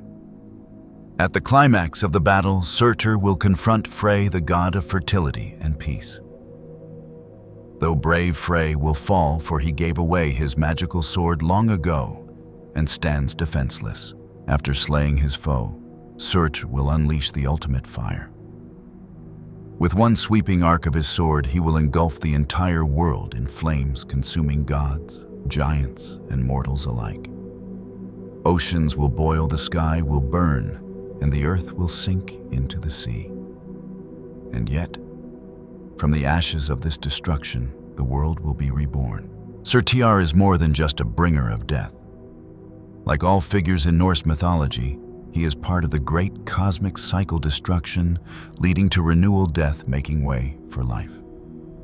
In the flames of Surtr, the old world ends, so that a new one can begin. Paul Bunyan, the giant lumberjack of American folklore. Across the forests and mountains of North America, a different kind of giant captured the hearts and imaginations of generations. Paul Bunyan, the legendary lumberjack of American folklore. Unlike the fearsome fire giants of Norse myth or the primal titans of ancient legend, Paul Bunyan is a folk hero larger than life, yes, but with a grin as wide as a canyon and a heart just as big. According to tall tales passed down through logging camps and frontier towns, Paul Bunyan was so enormous that it took 5 storks to deliver him as a baby. As a child, his laughter could cause avalanches, and he once ate an entire stack of pancakes the size of a barn. But it wasn't just his size that made him a legend. It was his deep connection to the American wilderness. Wherever Paul walked, forests trembled beneath his feet. It's said he created the Grand Canyon simply by dragging his massive axe behind him. The Great Lakes. He dug them out to give his giant blue ox Babe a place to drink. Babe was no ordinary ox. Her footprints were said to have carved out entire valleys, and she could plow through a snowstorm like a ship through the sea. Together, Paul and Babe roamed the continent, taming wild lands, clearing forests, with a single swing of his axe, and carving out rivers to guide the lumber downstream. In one story, during a particularly harsh winter, Paul and his team of lumberjacks built a log cabin so big it took a whole month to walk from the kitchen to the front door. When pancakes were served, they used oxen to flip them with snow shovels, and syrup was delivered in barrels by horse-drawn wagons. Yet Paul Bunyan was more than just a giant of muscle and might. He represented the pioneer spirit, the boundless optimism, and rugged determination that helped shape the American frontier. In every tall tale, he faces nature not with fear, but with humor, grit, and creativity. Though no one can say for sure when or where Paul Bunyan lived, his stories began to spread widely in the late 19th and early 20th centuries, especially among loggers in Minnesota and the northern woods. Some believe he was inspired by real lumberjacks whose feats were exaggerated into legend. Others see him as a symbol of man's attempt to master the wild, a figure of awe in a land too vast to tame. Statues of Paul and Babe now stand across the United States from Oregon to Maine, a testament to the giant who never really existed, but who nonetheless left his mighty footprints across the heart of American myth. Pangu, the primordial giant and creator of the world in Chinese mythology. Among the giants of legend across the globe, few rival the cosmic magnitude and sacred stature of Pangu, the creator giant from ancient Chinese lore. According to Taoist cosmology, Pangu is not merely a giant. He is one of the greatest divine beings to have ever existed, the primordial ancestor of all mankind, born directly from the breath of heaven. Before there was sky or earth, the universe was a formless, chaotic void. No light, no air, no structure, just swirling darkness. Amid this celestial chaos, in the sacred Kunlun Mountains there lay an ancient divine stone. Over countless eons, this mystical stone absorbed the essence of yin and yang, the dual cosmic energies that shape all reality. Eventually, it became imbued with the spiritual forces of the cosmos, and after 10 months and 16 days, precisely at the hour of the tiger, a thunderous crack echoed through the void. From the split stone emerged a radiant being, Pangu, the sacred true spirit Lin Chan, the first living creature in the universe. Pangu stood tall, hundreds of feet high, with a body massive beyond comprehension. He had the head of a dragon, immense strength, and an awe-inspiring presence. From the moment of his birth, he moved with divine energy, running, leaping, swallowing wind, and feasting on celestial fruit. With each passing day, he grew taller, stronger, and more attuned to the cosmic rhythms around him. One day, while venturing westward, Pangu discovered a colossal axe and a divine chisel, each weighing thousands of pounds. Realizing his sacred mission, he grasped the tools and began to carve the cosmos into order.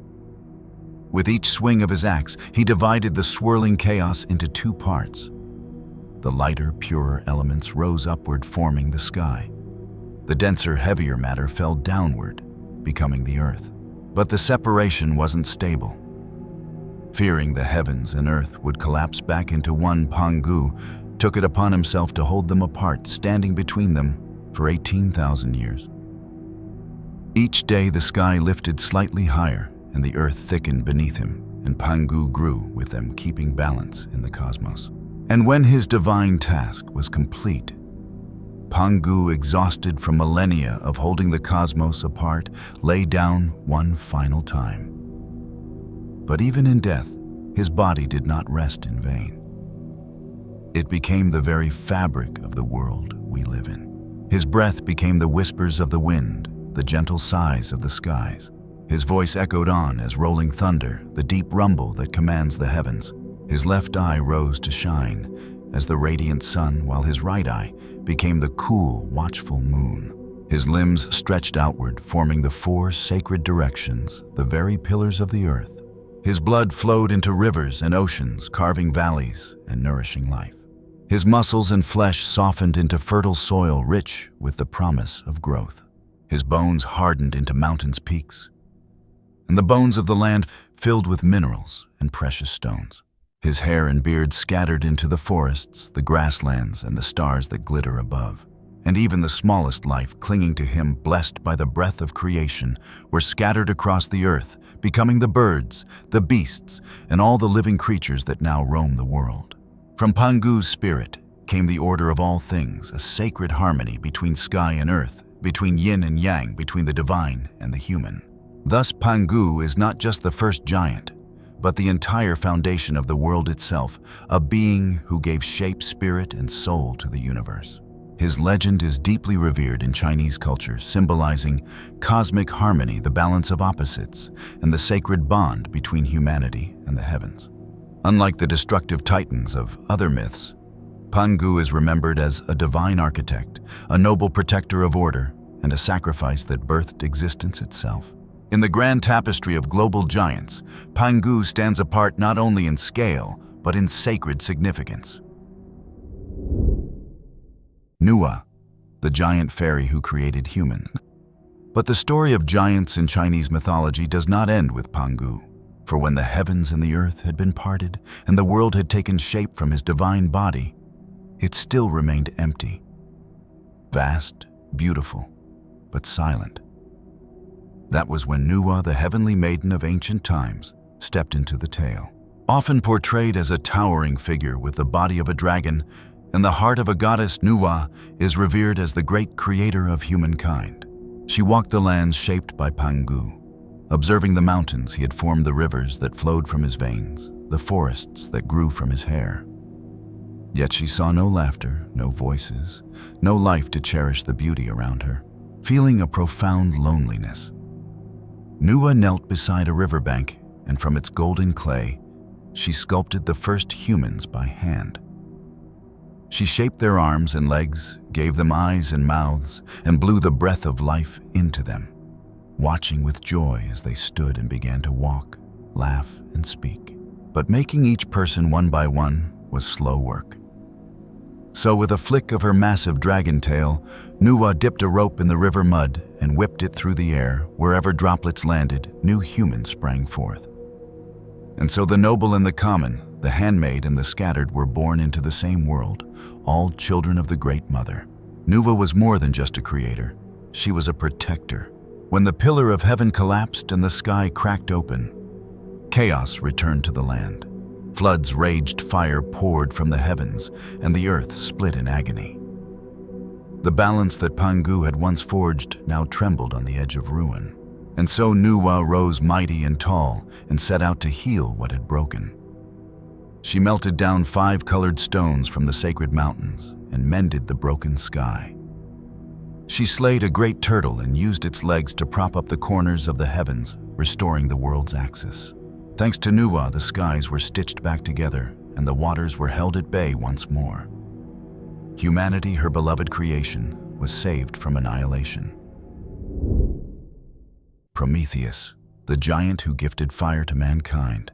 After the tales of ancient giants from the east, we return now to the timeless legends of the west, where among the snow-capped peaks of Mount Olympus and the ancient fires of Gaia there lived a titan known as Prometheus. He was not just a giant in size, but in spirit, a rebel, a creator, and a silent guardian of humankind. In the age before men walked the earth, the Titans ruled and the gods of Olympus were still carving out their thrones. Prometheus, whose name means forethought, looked not to the heavens, but to the earth below, a barren land yearning for life. And so, in his towering form, Prometheus bent down to the rivers and shaped humans from clay. With hands larger than boulders, he molded figures in his own image, fragile, yes, but full of potential. Then, in a sacred moment, he breathed into them the divine spark of consciousness. But the gods, proud and aloof, denied these new beings the tools to survive. Zeus, king of the Olympians, feared what mortals might become if given too much. They were left to shiver in the cold, to grope in darkness, unaware of their own strength. Prometheus could not bear it.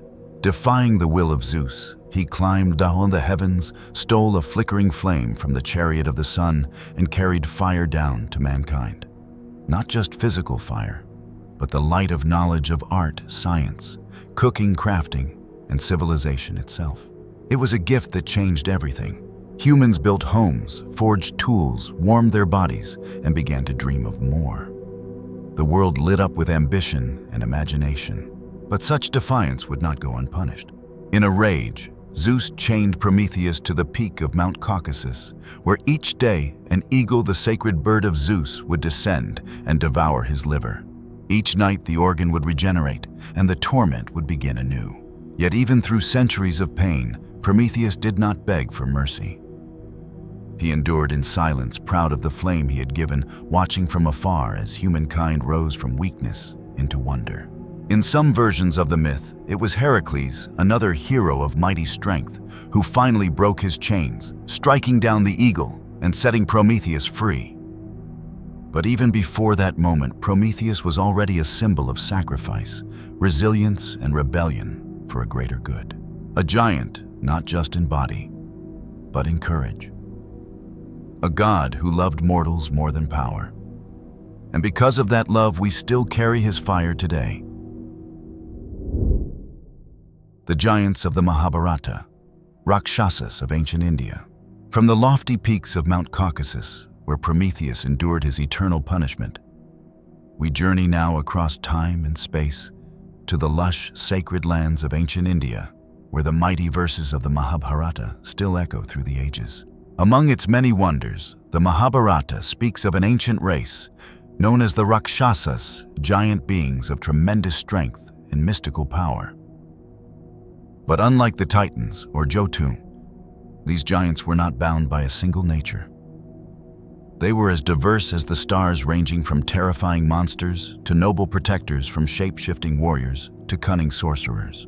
The name Rakshasa itself comes from the Sanskrit root raksha, meaning to guard or to protect.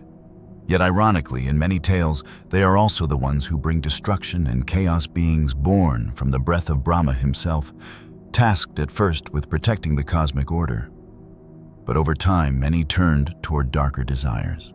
Towering in size, the Rakshasas were said to dwell in forests, mountains, and the hidden corners of the earth, far from human settlements.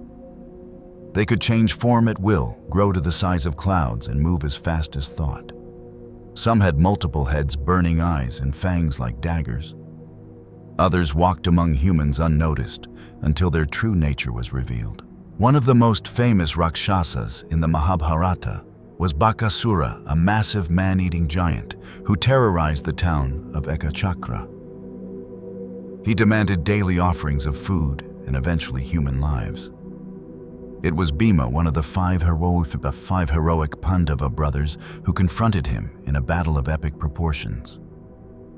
Bhima, with strength rivaling the gods, fought the beast hand to hand and ultimately defeated him, freeing the village from fear. But not all Rakshasas were enemies of men. Gatotkacha, the son of Bhima, and the Rakshasa woman. Hidimbi was a noble giant, a loyal ally of the Pandavas. In the great war of Kurukshetra, he soared above the battlefield like a storm cloud wielding magic, and might that shook even the bravest warriors. His final act, sacrificing himself to save his cousin Arjuna, etched his name into the hearts of all who stood for righteousness. Some Rakshasas were cursed celestial beings. Others were born of demons, and many were simply misunderstood. In truth, they were mirrors reflecting the duality of power and choice. Giants, yes, but not evil by nature. Like men, they too could choose their path. In the rich cosmology of Hindu myth, Rakshasas remind us that strength is neither good nor evil. It is the intention behind the power that defines the soul. And so hidden between the sacred verses and golden temples, the footsteps of giants still linger, watching, waiting, and whispering of an age when gods, mortals, and titans walked the same earth. The giant gods of Olympus, descendants of primordial titans. Before they rose as the ruling deities atop Mount Olympus, the 12 Olympians were not mere spirits or shadowy figures in human form. They were born of thunder and chaos, forged from the flesh of giants, descendants of the Titans, the first and mightiest beings to ever walk the cosmos. These Olympians didn't simply inherit their thrones, they conquered them. They emerged from the bloodline of Uranus, the sky, and Gaia, the earth, a lineage of beings colossal in size, power, and will. When the Titans fell in the cataclysmic war known as the Titanomachy, the victors, the Olympians, took their place not as distant divinities, but as living giants of divine strength.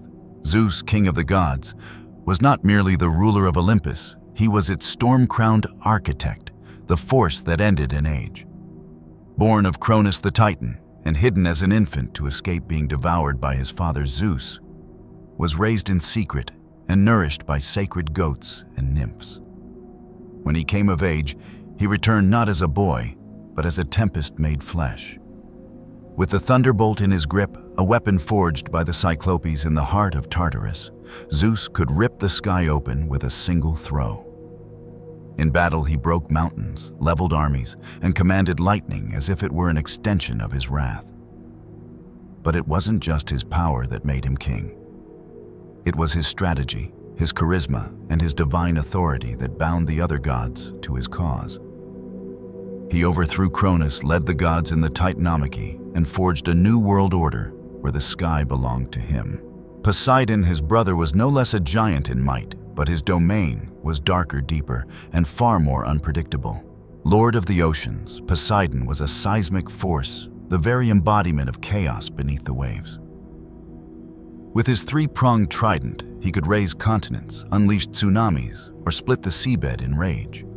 Sailors feared him, priests built temples to appease him, and entire cities trembled at his mood.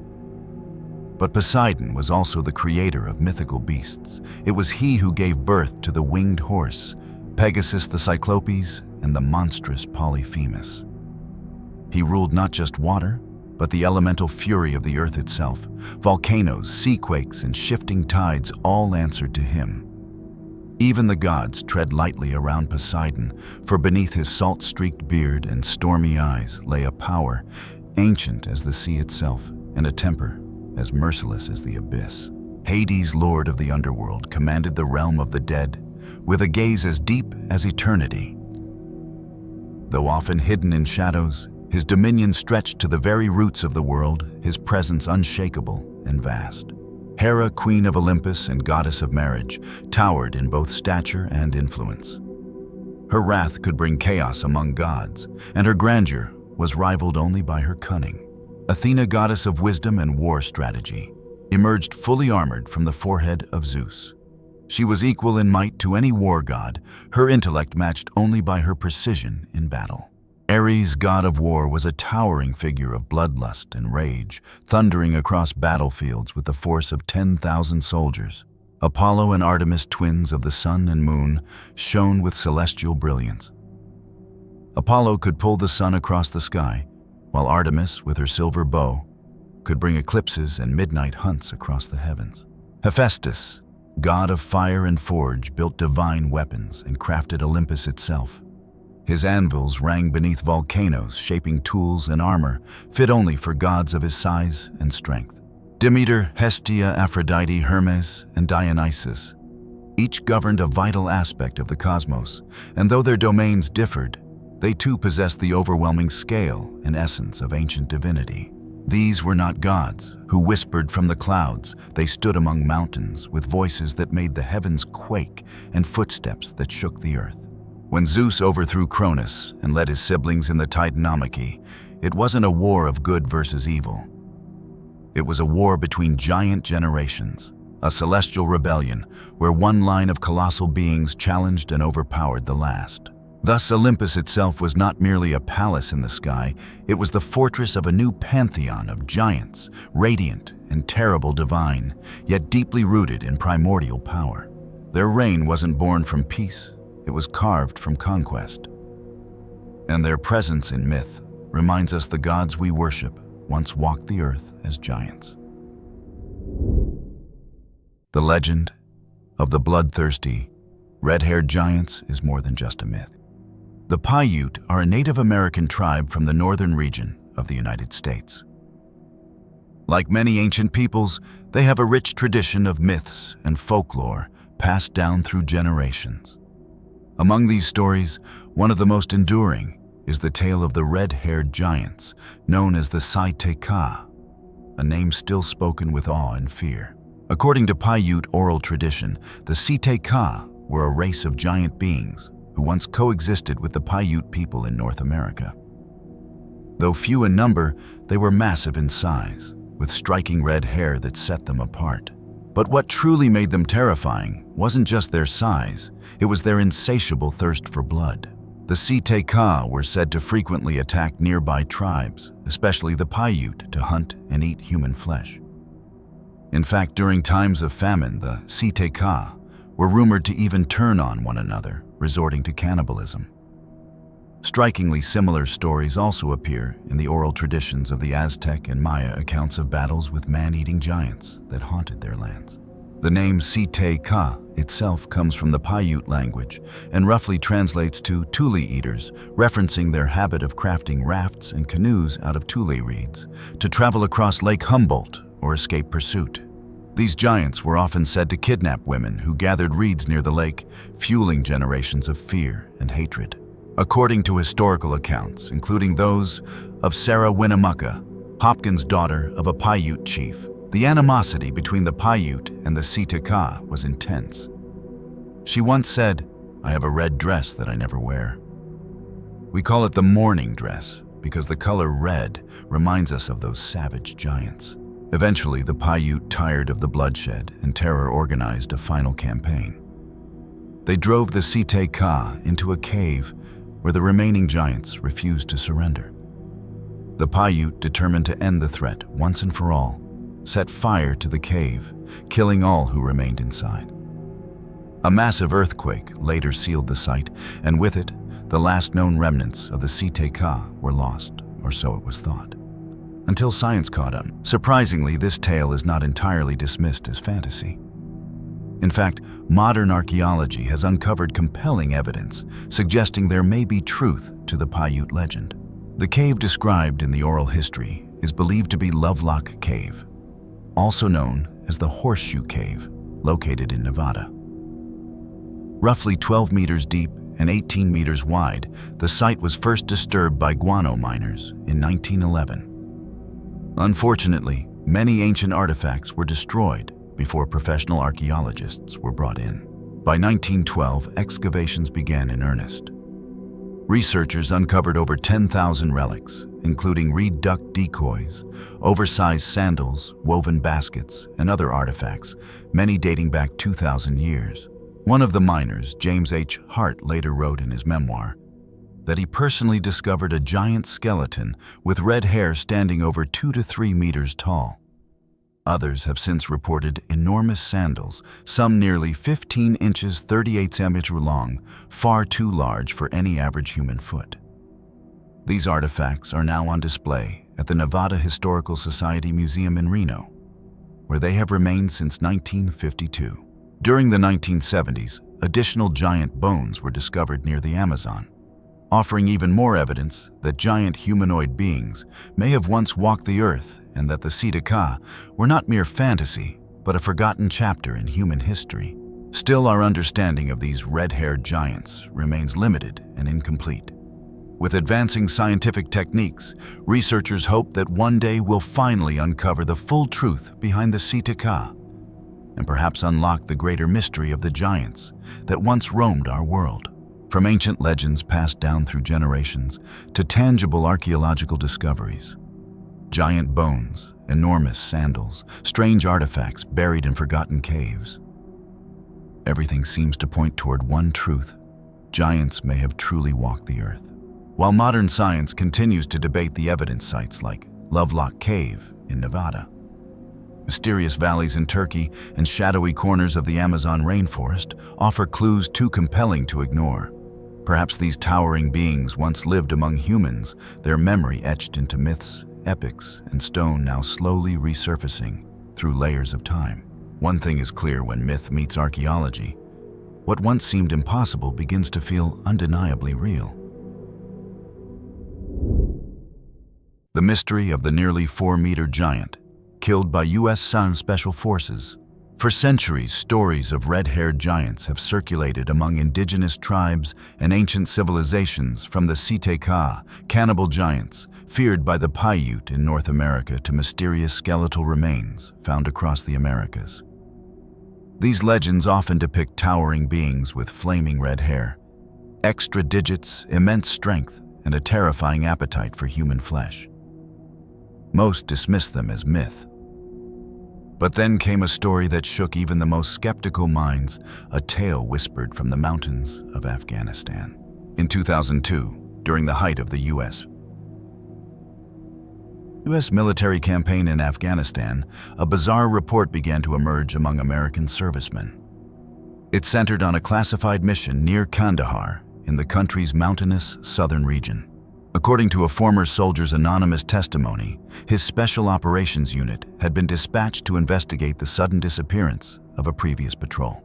Upon reaching a remote cave, they discovered broken communications gear, scattered weapons, and human remains, signs of a gruesome battle. And then, from the darkness of the cave, something massive stepped forward. What they saw defied logic. A giant nearly 4 meters, about 13 feet tall, with fiery red hair, 6 fingers on each hand, and double rows of teeth. Features eerily consistent with the ancient accounts of Nephilim, the giant offspring of fallen angels, as described in the Book of Enoch and apocryphal texts.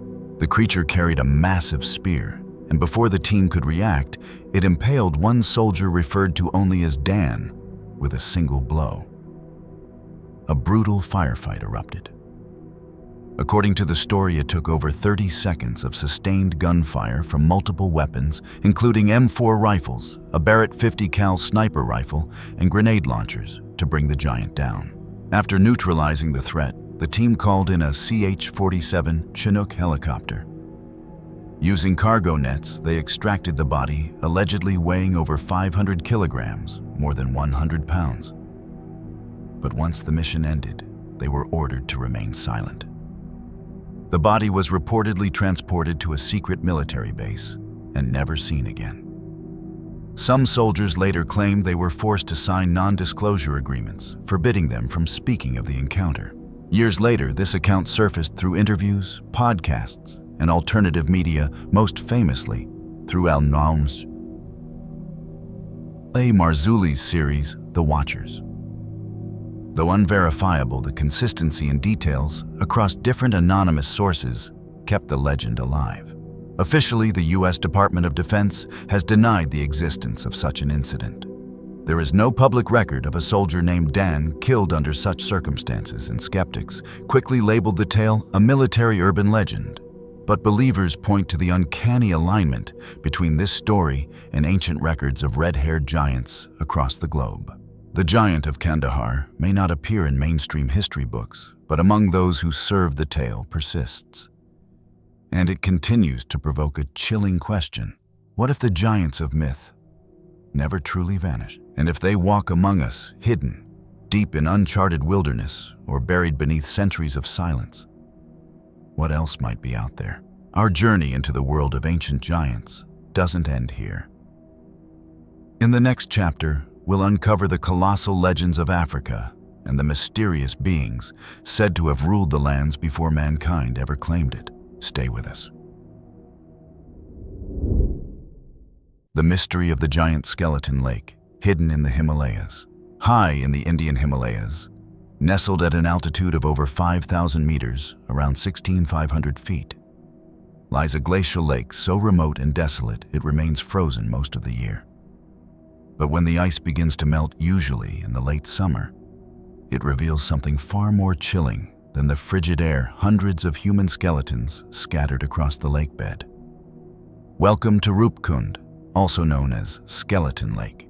The mystery of Rupkund has baffled scientists and historians for decades. When researchers began their investigations in earnest, they uncovered more than 200 full human skeletons, with many still remarkably well preserved. The high-altitude dry air and freezing temperatures acted as natural refrigeration, preserving not only the bones, but also fragments of flesh, fingernails, and hair. Some bodies still wore jewelry and leather shoes. Rusted iron spears were also found, hinting at a tragic event frozen in time. What made this discovery even more unsettling was the striking variation in body size. Among the remains were individuals of unusual stature, significantly larger than expected for people of the region and time. Some skeletons had elongated limbs and unusually thick bone structure, prompting speculation that giants may have once roamed this treacherous pass. Dating of the remains revealed that they were from around the 9th century CE, approximately 850 AD. But despite centuries of weathering and decay, the reason behind their collective death remained elusive. That is until researchers began digging through ancient Himalayan folklore. One tale passed down through generations in the region of Uttarakhand tells the story of Raja Jasdaval, the king of Kanauj, who embarked on a pilgrimage to the sacred shrine of Nanda Devi. Accompanying him was his pregnant queen, Rani Balampa, and a retinue of soldiers, dancers, and servants. According to legend, the group was making its way through the high mountain pass near Rupkund when they were struck by a devastating hailstorm. The hailstones, said to be as hard as iron balls, fell with such force that the travelers had no chance of shelter. One by one, they succumbed to the brutal onslaught of nature. Their bodies remained entombed in ice for over 1,000 years until the modern world stumbled upon them once more. In 2013, researchers from multiple institutions concluded that this theory may indeed hold truth. Many of the skulls and upper body bones showed blunt force trauma consistent with being struck from above, particularly on the head, neck, and shoulders. The pattern of injuries suggested a single catastrophic event involving large, heavy objects falling from the sky, likely a violent hailstorm. This remains the most plausible explanation for what happened at Rupkund. However, whether these individuals were truly the royal pilgrimage party of King Jasdaval, as told in local legends, remains unverified. No definitive archaeological evidence has yet confirmed the identities of the fallen. Adding to the mystery, genetic analysis revealed that the skeletons belonged to two distinct groups, one of South Asian ancestry and another with Mediterranean heritage, possibly from Greece or Crete. How a Mediterranean group ended up in the Himalayas centuries ago is a riddle history has yet to solve. Could they have been ancient explorers, mercenaries? Or were they part of a lost migration, wiped out by the wrath of the mountains? And why were some of them so large, bearing skeletal features unlike any known population from that era? Some theorists suggest Rupkund may have been a resting place for ancient titans, or that the legend of a hailstorm hides a deeper truth, a clash, or perhaps a mass extinction event involving an unknown people, giants among men. Rupkund Lake remains silent, guarded by jagged cliffs and shifting mists. But every time the ice retreats, it whispers the same haunting message. The past is not buried. It is frozen, waiting to be uncovered. And the tale of the red-haired giants, the fallen titan of Kandahar, and now the skeletal sentinels of Rupkund, all seem to echo the same chilling question. Were the giants real after all? The mystery of the Nuragic civilization of giants on the island of Sardinia. Among the 54 UNESCO World Heritage Sites recognized in Italy, one stands out with its connection to an ancient civilization believed to be linked to giants, the Su Nuraxi di Baromini, a remnant of the Nuragic civilization on the island of Sardinia, homeland of a mysterious race of ancient giants. According to the Open Encyclopedia VWO, Su Nuraxi di Baromini is a unique defensive structure composed of a truncated conical tower built from stone featuring a hollow interior supported by corbelled arches. It also serves as the resting place for relics and tombs associated with the giants of Barumini, Sardinia. Su Nuraxi in the Campidanese dialect, a variant of the Sardinian language, means nurage. This site is considered the most impressive example of the Nuragic civilization and was inscribed as a UNESCO World Heritage Site in 1997 under the name Su Nuraxi di Barumini. The oldest part of the Nuragic complex is a central tower that rises 3 stories and reaches a height of 18.6 meters, about 61 feet. It was constructed from basalt blocks between the 17th and 13th centuries BCE. The actual function of the nuragi remains a topic of scholarly debate. Whether it served as a fortress, a temple, or a communal gathering space is still unknown. According to Ireland's Ancient Origins magazine, Sardinia is home to numerous ancient constructions that may have been built by a race of giants known as the Monte Prama people, using surprisingly advanced techniques for their time. Around 7,000 nuragi structures have been identified across the island. Though they share similarities with other Mediterranean architectural styles, they stand out for their unique technological features. For example, some nuragi towers reach nearly 30 meters, almost 100 feet in height, like Nurage Arubu. In addition, statues of giants have been found standing nearly 3 meters, 10 feet tall, weighing several hundred kilograms, armed with shields and dressed as warriors. These statues date back to the 8th century BCE. Surrounding the Nurag are entire Bronze Age villages. Archaeologists estimate that each village, depending on its number of houses, ranging from 40 to 200, may have supported between 100 to 1,000 inhabitants. Each house was constructed on flat terrain with circular stone bases and roofs made of wood and branches.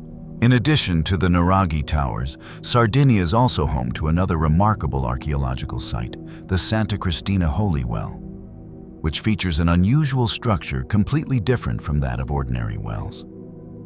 The layout includes an elliptical enclosure within which lies a trapezoidal opening with a descending staircase that leads underground to a circular dome chamber used as a water reservoir. The Nuragic belief system placed strong symbolic emphasis on fertility and the vital role of water in human life. One striking feature is the round aperture at the top of the chamber, designed so that sunlight and moonlight could shine directly onto the water's surface at specific moments of astronomical alignment, creating a sacred atmosphere that merged natural cycles with spiritual rituals. According to Hugh Newman, a British researcher and explorer, a local Italian farmer discovered strange sculptural fragments related to giants in March 1974 while plowing a field. Hundreds of thousands of broken pieces were later reconstructed into statues of giants and smaller-scale versions of the New Age tower structures named after the Nuragic civilization, as mentioned earlier. From these findings, Newman and his colleagues came to believe that the existence of giants may indeed be real. This is further supported by the discovery of a giant skeleton on the island of Porto Torres, believed to be around 4,000 years old, as well as other oversized skeletal remains found in various locations around the world. Most historical sources agree that the Nuragic civilization had contact with the Romans. Yet, intriguingly, the Nuragic people did not develop a written language. Instead, their culture was passed down orally through generations. The decline of the Nuragic society occurred prior to the Carthaginian conquest in the late 6th century BCE, but exactly what happened before that remains uncertain. Some theories suggest that the civilization was either disrupted or invaded by external forces. In recent decades, archaeological discoveries in Israel have even suggested possible connections to migration from the Nuragic world, a notion that has appeared in biblical references as well. Still, many mysteries of the Nuragic civilization remain unsolved by modern science, such as how the ancient builders were able to precisely cut and shape massive stone blocks as if with laser technology, or why similar megalithic stone structures appear all over the globe, despite the impossibility of long-distance travel in prehistoric times. And most provocatively, could it be true that giants once walked among us? It's not just bones, and it's not just folklore. Today, the existence of giants is no longer confined to ancient legends or tribal myths. Evidence of their presence has been uncovered all around the world, not only in the form of massive skeletons, but also through gigantic tools, oversized artifacts, and colossal structures that no ordinary human could have crafted or used. Enormous sandals longer than a grown man's leg, stone doors weighing several tons, towering statues that reach higher than the rooftops of modern homes. These remnants point to a time when beings of immense strength and stature may have walked among us, strong enough to lift megaliths, tall enough to stride across treacherous landscapes, and distinct enough to leave behind a legacy of mystery and awe. Researchers across continents from the Americas to Asia and Africa have documented findings that echo the old tales of giants. And while many questions remain unanswered, the more we uncover, the clearer one truth seems to emerge. We may not have been the first great race to walk this earth. The giant drawn into the earth. England's mysterious chalk colossus. Not all giants are found beneath the soil. Some are carved directly into the earth itself. Towering at 55 meters tall with a massive club in hand and his outline etched in brilliant white chalk, the Upeh giant is one of the most enigmatic landmarks in Britain.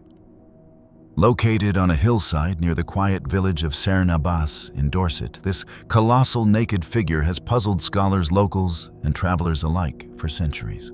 Who created this giant and why? Despite its enormous size and bold appearance, the Upeh giant's origins remain shrouded in mystery. Some believe the figure dates back to the Iron Age or earlier, possibly representing a Celtic deity of fertility or strength. Others suggest it may have been a Roman homage to Hercules, given the club in his hand and the mythic proportions of the figure. Yet another theory proposes that the giant is not ancient at all, but rather a 17th century creation, possibly meant as a political satire of Oliver Cromwell, the English military leader who played a central role in the English Civil War.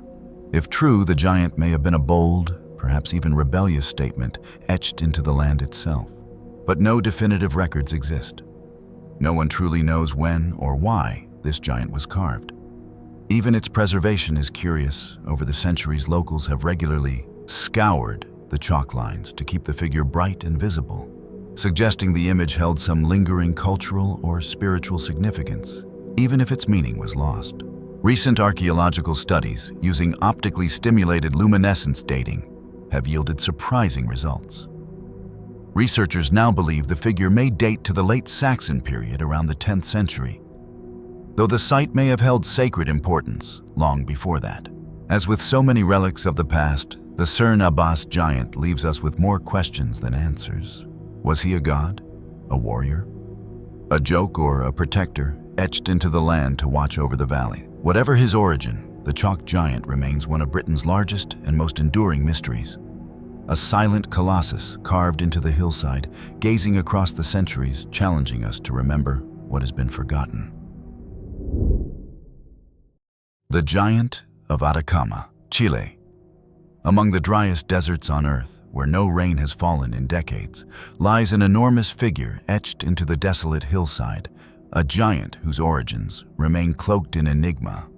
Known as the Atacama Giant, this colossal geoglyph stretches an astounding 119 meters 390 feet across the slope of Cerro Unitas in northern Chile's Atacama Desert. Believed to have been created sometime between 1000 and 1400 AD. This towering humanoid is not only the largest geoglyph representation of a human figure in the world, but also one of the most mysterious. Unlike the more graceful Nazca lines of Peru or the Surtr giant in England, the Atacama giant displays a rigid geometric form. Long arms reaching downward, rectangular legs, and a head adorned with what looks like antennae or a ceremonial crown. But who made it? And why? Some scholars argue that the figure may have represented a deity or powerful shamanic figure used by the indigenous people as an astronomical calendar. The horns or protrusions on its head could have served as celestial markers, allowing ancient observers to predict seasonal rains or crop cycles by aligning stars with the giant's features. Yet others offer far stranger theories. The giant's alien-like silhouette, with its symmetrical, abstract limbs and headgear, has led some to suggest a more extraterrestrial explanation.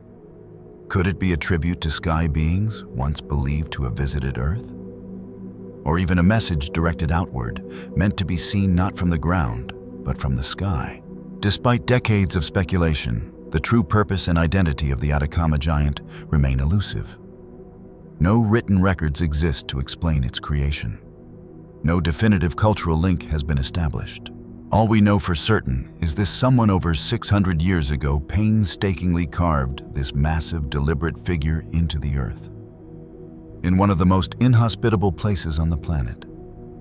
It watches silently across the desert, its gaze fixed on eternity. And perhaps, in its silent posture, the Atacama giant still holds the secrets of a forgotten age of giants waiting to be uncovered.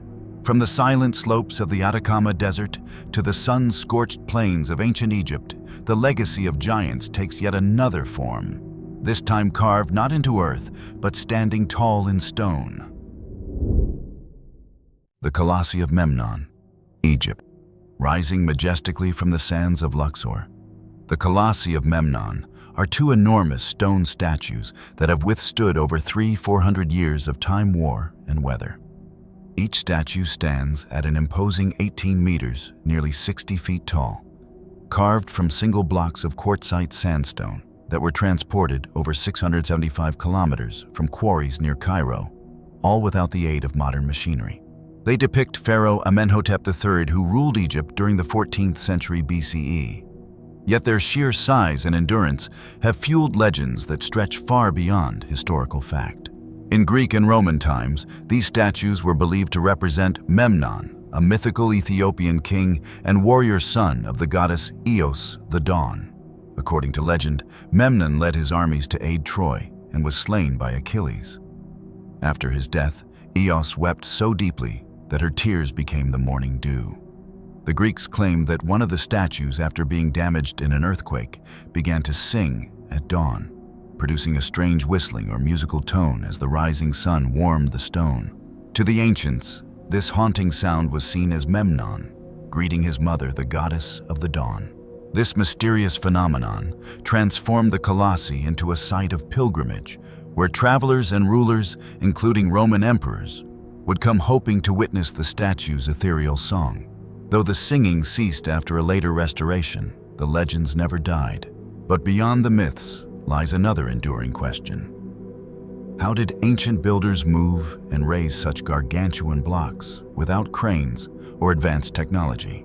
The scale and precision of the Colossi have led some to speculate that Egypt's ancient civilization may have inherited lost knowledge, or perhaps even been aided by beings of immense strength, whether divine, extraterrestrial, or truly giant. To this day, these twin sentinels remain as silent witnesses to a forgotten chapter of human history, their eyes forever fixed on the Nile's slow drift, guarding not only a temple lost to time, but also the towering echoes of an age when giants walked among men. The stone chairs and megaliths of Baalbek, Lebanon.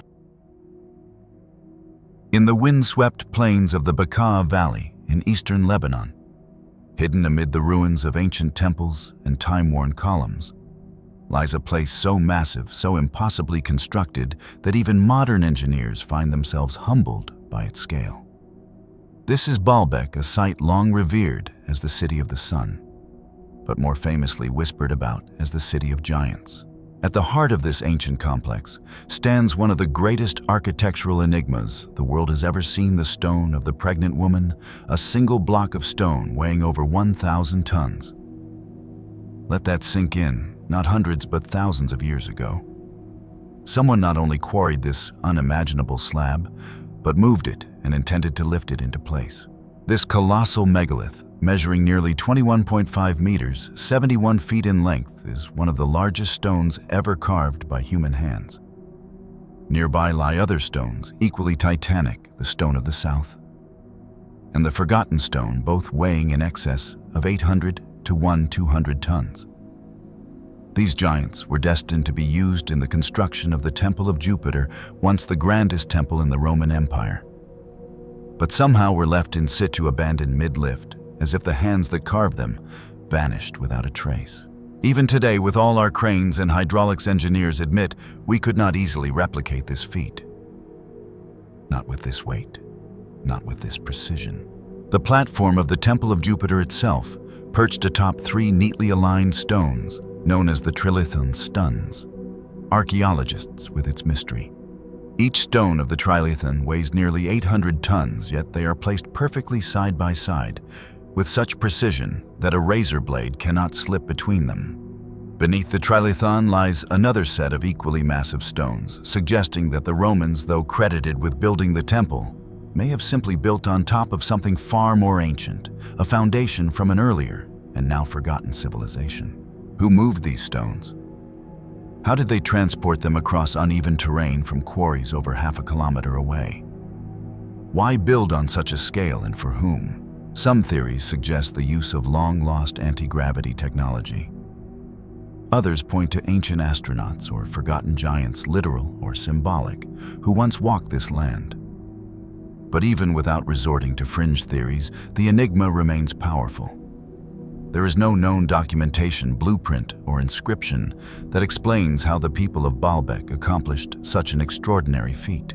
And yet, these stones remain not myths, not metaphors, but undeniable physical evidence of something truly astonishing.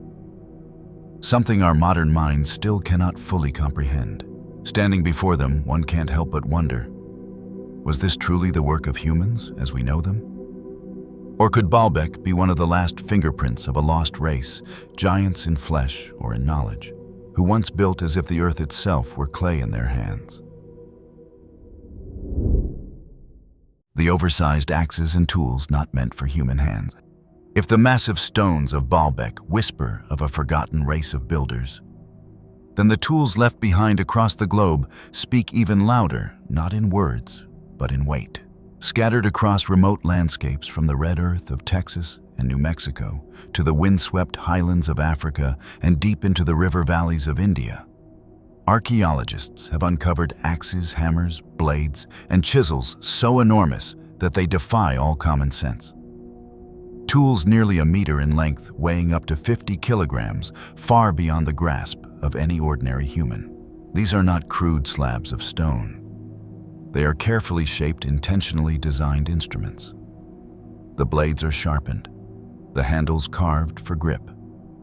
Some even show signs of wear edges dulled from repeated impact or microscopic grooves etched by long-forgotten hands at work. These are not offerings to gods, nor museum showpieces. They are tools of labor made to be used. But who or what could have used them? To wield such a weapon or implement would require arms as thick as tree trunks, shoulders wider than any man's door frame, and a strength far surpassing ours. In short, a being not of our scale, not merely taller, but proportionally more massive. Not 6 or 7 feet, but 12 feet high or more. It's no wonder that researchers and historians alike have been forced to confront the question, were these tools forged for the hands of giants? In parts of southern Africa, near the ancient stone ruins of Great Zimbabwe, oversized picks and hammers have been found buried near structures built from multi-ton granite blocks.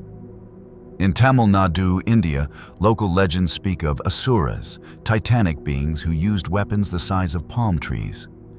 At several archaeological sites nearby, massive stone axes matching those descriptions have been unearthed. In the American Southwest, the Anasazi cliff dwellers left behind traces of tools whose dimensions seemed out of place, too large for their small-framed people. Some historians now suggest that these may be cultural remnants passed down from a much older era, an era where beings of far greater stature may have once ruled these lands. What makes this even more fascinating is that such findings are not isolated. The presence of oversized tools appears in multiple unconnected civilizations across the globe. Cultures with no known contact speaking different tongues, building different homes, yet all seemingly aware of or descended from giants. Skeptics may argue these objects were ceremonial, never meant to be used. Yet the craftsmanship and wear patterns argue otherwise. These were functional instruments, not decorative relics. The geometry, weight distribution, and stone type, often basalt or obsidian, suggest design with purpose and use with strength. When taken together with the stone ruins, the ancient geoglyphs, the mythological stories, and even the fossilized footprints measuring over 24 inches long found in South Africa, these tools form a puzzle with one glaring possibility: giants may not be myth. They may be our forgotten cousins, written out of history, but still whispering to us through the objects they left behind. In the end, these tools, impossibly large, inexplicably real, become more than mere artifacts. They are echoes of a chapter we no longer remember, a chapter where the earth may have trembled beneath the feet of those we now call giants, and where the stones still remember the weight of their hands. The Giant Warrior, helmets of ancient Egypt. In the heart of Egypt, amidst the sand-swept echoes of lost dynasties and forgotten gods, lies a curious enigma, one that has quietly puzzled historians, curators, and alternative researchers alike. Inside several museums across Cairo, among the dazzling gold masks of Tutankhamun and the towering statues of Ramses, rest several military artifacts that seem entirely out of place. Colossal bronze helmets, massive in size, heavy in weight, and utterly impractical for any known human soldier. These are not decorative showpieces. They are not exaggerated sculptures meant to honor mythical warriors. These helmets were crafted with precision, with functional cheek plates, protective napes, and breathing vents. Every detail suggests they were meant to be worn. But by whom? The dimensions defy belief. Some helmets are reported to be over 40 centimeters in diameter, far too large to fit even the largest modern human heads. The bronze alloy is thick, the form is robust, and even the curvature aligns with practical use rather than ornamental display. They would be impossibly heavy for an average person to wear in combat, some weighing over 10 kilograms. Yet, they exist. Forged, shaped, and polished in an age when metallurgy was still in its infancy. Could they have been made for sacred statues? That's one theory. But the wear patterns on several helmets suggest repeated use, not static display. Small abrasions, interior scuffs, and repair rivets imply these helmets saw action or at the very least frequent handling. Some speculate they may have been designed for horses. Yet the shape, weight distribution, and face guard placements don't match equestrian armor. So what remain? A growing number of researchers have begun to connect these anomalies with long-standing legends found across Mesopotamian Hebrew and Egyptian traditions. The Book of Enoch speaks of the Nephilim giants born of divine beings and mortal women cast down to earth for corrupting humanity. In Egypt, tales of god-kings and star-born rulers who reigned before the pharaohs whisper of beings whose stature rivaled the monuments they left behind. Could these helmets have once belonged to those mighty ones? In several ancient reliefs, towering figures are depicted beside ordinary humans, not just in symbolic scale, but proportionally consistent in every limb and feature. These are not artistic metaphors. They are renderings of beings with mass weight and presence. Could they have walked among us wearing armor like this? According to certain oral traditions passed through desert tribes and mystical sects, there once existed a caste of divine warriors, servants of the gods, defenders of balance, and guardians of forbidden knowledge. They were not immortal, but they were mighty. And when they fell, their stories fell with them. Buried beneath dynasties, hidden behind temples, and reduced to myth, yet the relics remain. There is one helmet in particular tucked within a Cairo storage archive, rarely shown to the public. It has no inscription, no pharaoh's name. Its surface is burned and dented. Its shape is smooth and domed like a modern combat helmet, but larger, much larger. And within its hollow interior, researchers say there are grooves possibly where leather straps were once affixed, long since rotted away. To this day, no clear explanation exists. Were these helmets built for demigods? Or perhaps for a class of warriors descended from giants? Beings like the Shemsu Hor, the mysterious followers of Horus, said to rule Egypt before the first dynasties. And if they existed, where are their bones, their swords, their city? Some say they are buried deep beneath the sands. Others whisper they never left. But whatever the truth may be, these silent helmets, untouched for thousands of years, still carry the echo of war cries long forgotten and the shadow of titans who once guarded the gates of time. The megalithic staircase of Mount Shoria, Russia. Far to the east, where the forests of Siberia stretch endlessly beneath snow-laced clouds, lies one of the strangest and least understood megalithic formations ever uncovered. Mount Shoria, located in the remote Kemerovo region of southern Siberia, hides something truly astonishing. A set of colossal stone blocks stacked along the mountainside, forming what appears to be a massive stairway leading nowhere and built by no known hand. These blocks are not just large, they are impossible. Some weigh up to 3,000 tons, far exceeding the weight of any known stone used in human construction, including those of the Egyptian pyramids or the trilithon stones of Baalbek. Made of solid granite, each block measures several meters in height and width. They are angular, smooth-edged, and appear to have been placed with geometric precision, creating a tiered formation that climbs up the face of the mountain like steps carved for titans. But here's the mystery.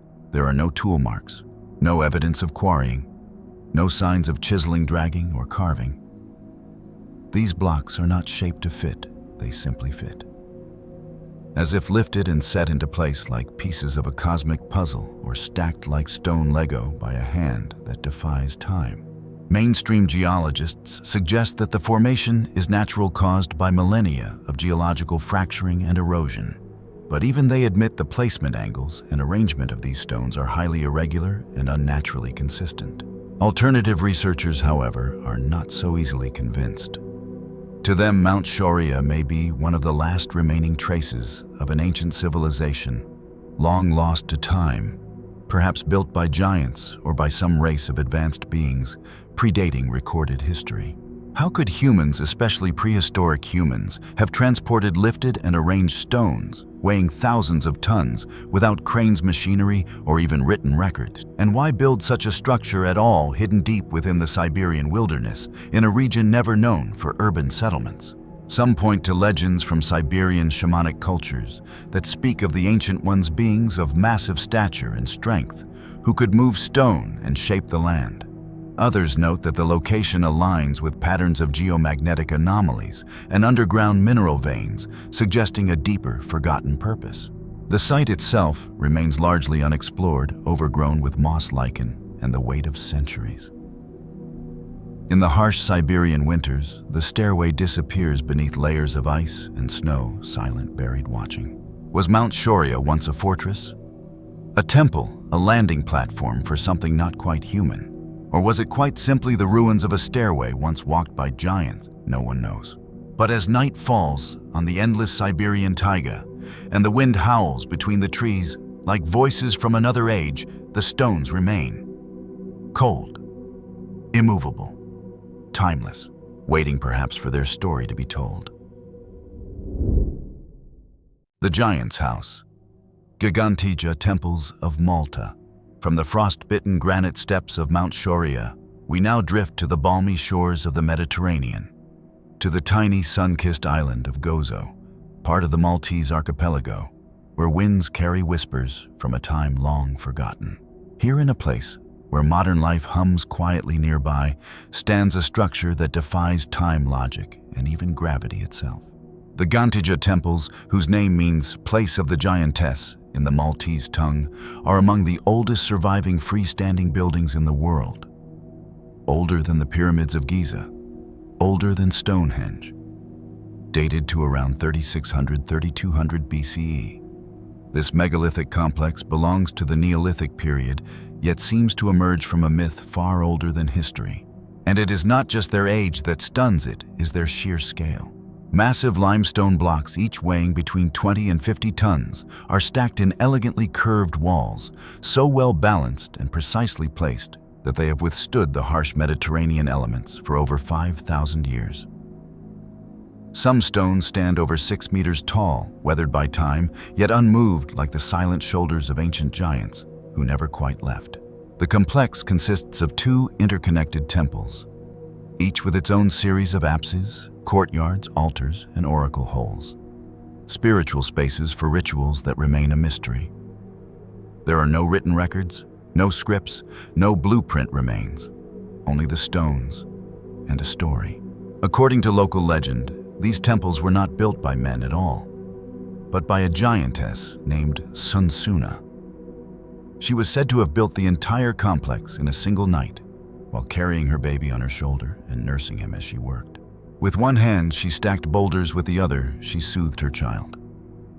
All while the moon sailed above and stars watched in reverent silence. Could such a tale be literal truth? Perhaps not in the way we understand reality today. But in the ancient world, myths were not lies. They were memory carried in symbol. They preserved the extraordinary in poetic form, and there is something extraordinary here. How did Neolithic people with no metal tools, no wheels, and no advanced machinery cut, transport, and stack these enormous stones, even if one accepts that rounded stones might have been used to roll them from quarries? The question remains, who had the strength, the vision, the cosmic alignment to raise such a sanctuary?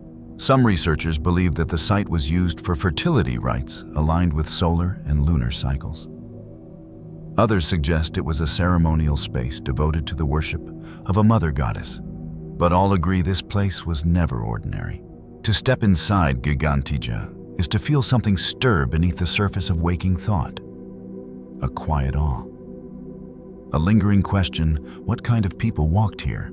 Among the ruins, you'll find curving apses that cradle silence, ancient altars, where unknown rituals once echoed, and worn floor stones that have felt the footsteps of thousands of years. The very air feels different, heavy, not with fear, but with presence. Giants may not leave diaries or signatures, but they leave weight, shadow, and wonder. And Gigantia, this temple of the giantess, is a monument not only to forgotten engineering, but to a scale of life that may once have been grander, deeper, and more enchanted than we dare imagine today. As we move forward, we must ask, were these giants just mythic metaphors, or echoes of beings who really walked the earth? Let us now continue toward even more mysterious traces of giants in stone and story. Codex Amiatinus, the Giant Bible of England. Not all giants come with towering limbs and thunderous footsteps. Some exist in silence, their presence felt not in bone or blood, but in ink, parchment, and weight. One of the most astonishing relics ever produced by human hands is the Codex Amiatinus, a Bible so massive and intricately crafted that many have called it a giant in its own right.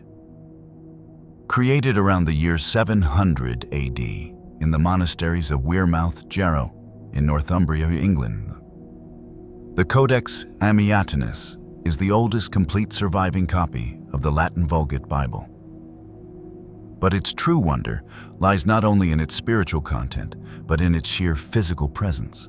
Standing nearly half a meter tall and weighing more than 34 kilograms, the book required the skins of nearly 500 calves just to create its vellum pages. Written entirely by hand with painstaking care, its thousands of verses were transcribed by Anglo-Saxon monks over the course of several years. No printing press, no shortcuts, only unwavering devotion and quiet endurance. It was commissioned by Abbot Ceolfrith as one of 3 great Bibles, 2 of which remained in England. But one, the Codex Amiatinus, was chosen for a sacred journey. In 716 AD, Ceolfrith and his companions carried this monumental gift across Europe to Rome, presenting it to Pope Gregory II as a symbol of England's growing spiritual and cultural depth. Though Ceolfrith died along the way, the Codex arrived safely, an offering of giants in thought and in craft. For centuries, scholars believed the Codex to be Italian. It wasn't until the 19th century that careful analysis of its script and an overlooked note on its final page revealed its true Anglo-Saxon origin. Today it rests in the Laurentian Library in Florence, preserved with reverence as a marvel of medieval knowledge and craftsmanship. Its size, its detail, its very existence, like many other inexplicable relics from antiquity, leads some to wonder who or what was truly behind such immense works. Was this purely the effort of human hands and faith? Or is it part of a broader pattern of monumental creations from ancient times that seem to whisper of beings larger, stronger, and perhaps wiser than we've ever known? The Codex Amiatinus, though not a giant in flesh, stands as a giant in legacy. A silent sentinel of history, hinting like the colossal stones of Baalbek, or the tools too large for any modern hand that perhaps the giants of old left more behind than just bones.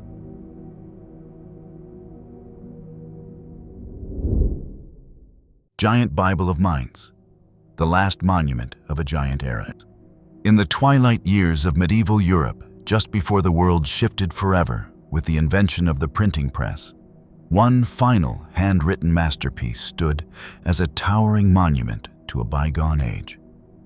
That masterpiece is known as the Giant Bible of Mainz, a colossal manuscript of breathtaking scale elegance and spiritual gravity. Created around 1452 in the city of Mainz, Germany, the Bible stands over 50 centimeters, nearly 20 inches tall, and spans over 3 parchment leaves, each meticulously written by hand in Latin. Despite its name, giant is not metaphorical. This Bible is truly immense, not only in size, but also in ambition. Weighing several kilograms and bound in massive leather covers, it was clearly designed to be seen admired and revered. This massive tome is considered one of the last great handwritten Bibles of the medieval era, composed at nearly the same time and in the same city as Johannes Gutenberg's revolutionary printed Bible. While Gutenberg's invention would change the world by making books accessible to the masses, the Giant Bible of Mainz represents the end of an era when books were rare sacred objects, often the product of years of labor by scribes and artists. Its pages are filled with exquisite black-letter script, measured with precision and aligned in 2 grand columns per page. The craftsmanship of the illumination's ornate initials and carefully inked lines reflects a level of discipline and spiritual devotion that is hard to fathom today. No 2 pages are rushed. Every stroke of the quill seems to honor not just the text of the Bible, but the divine act of transmitting wisdom from one generation to the next. The purpose of such a large manuscript remains partially shrouded in mystery.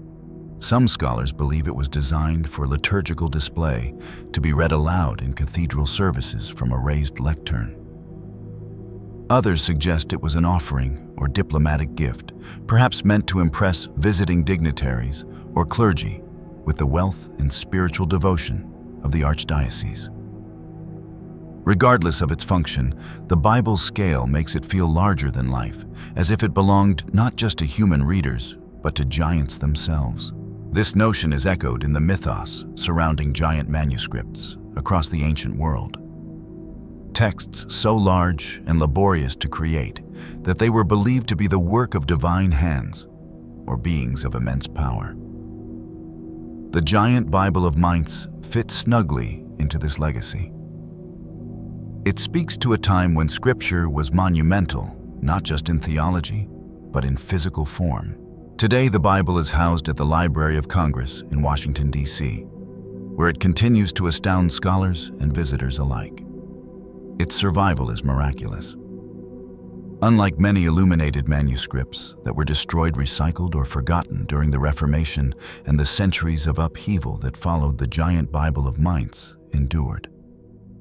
And with it, so too did a memory of a world where faith was written not in haste, but with reverence, ritual, and towering ambition. It is more than a book. It is a relic of spiritual magnitude, a final crescendo before the quills were laid to rest and the mechanical age began.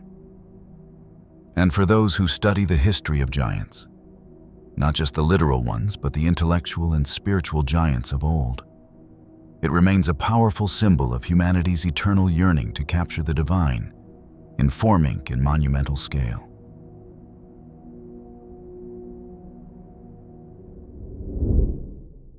The Tibetan Giant Manuscript, Potil Kag's Lung Ma. Tucked away in the quiet, snowy vastness of Tibet within the hallowed walls of the Sakya Monastery, rests one of the most enigmatic artifacts of ancient knowledge ever uncovered. A manuscript so enormous, so meticulously crafted that its very existence blurs the lines between religious devotion and superhuman capability, known as the Til Kag's Lung Ma. This ancient Tibetan manuscript is widely regarded as one of the largest books in the world. Its sheer size is staggering. Each page stretches over 2.4 meters long and 1.2 meters wide. When fully opened, it can span the length of a dining table meant for a royal feast. Just lifting the cover requires at least 4 adult monks working in coordination, a feat of reverence and effort in itself. The book is written in the classical pothi-style stacked loose-leaf folios, long and narrow, bound not by spine, but by tradition. What sets this particular manuscript apart, however, is not just its scale, but its divine opulence. The pages are dyed a deep indigo blue, a rare and sacred color in Tibetan art associated with the vastness of space and the infinite. On this celestial backdrop, monks inscribed thousands of lines of text in shimmering gold and silver ink, forming verses of one of the most important Mahayana scriptures, the Satasahasrika Prajnaparamita, the perfection of wisdom, in 100,000 verses. This text is more than philosophy. It is the backbone of Tibetan Buddhist cosmology, believed to contain insights that transcend mortality and connect the physical world to realms of higher consciousness. That such a monumental manuscript was made to preserve it only emphasizes its sacred status. The creation of this manuscript in the 13th century during the time of the renowned teacher Chogyal Phagpa is a feat nearly incomprehensible by today's standards. With no modern tools, no cranes or factories, and using only natural dyes, hand-cut wood blocks, and hand-forged pigments, the Tibetan monks produced something that is more sculpture than scripture. Why was such a massive book created? Scholars suggest it was not for daily reading, but rather for ritualistic or ceremonial use. Some believe it was used in great annual rituals, where monks would gather by the hundreds to chant, meditate, and honor the teachings in a space made sacred by the very presence of this manuscript. Others speculate it served as a symbol of divine authority, or perhaps as a spiritual relic in itself, an object of pilgrimage within the monastic walls. The name Til Kag's Lung Ma loosely translates to the iron-fortified Pothi, evoking the image of a manuscript as strong and enduring as iron, capable of withstanding centuries, not just physically, but spiritually. This symbolic name may also hint at its purpose to guard profound truths in an unbreakable vessel. What makes this even more intriguing is that the Po Tilkag's Lungma was not alone. Tibetan monasteries across the plateau have long been rumored to house other monumental texts, many of which were destroyed or lost during times of conflict. The few that remain like this one in Sakya are silent witnesses to a spiritual tradition that treated knowledge as sacred, colossal, and transcendent.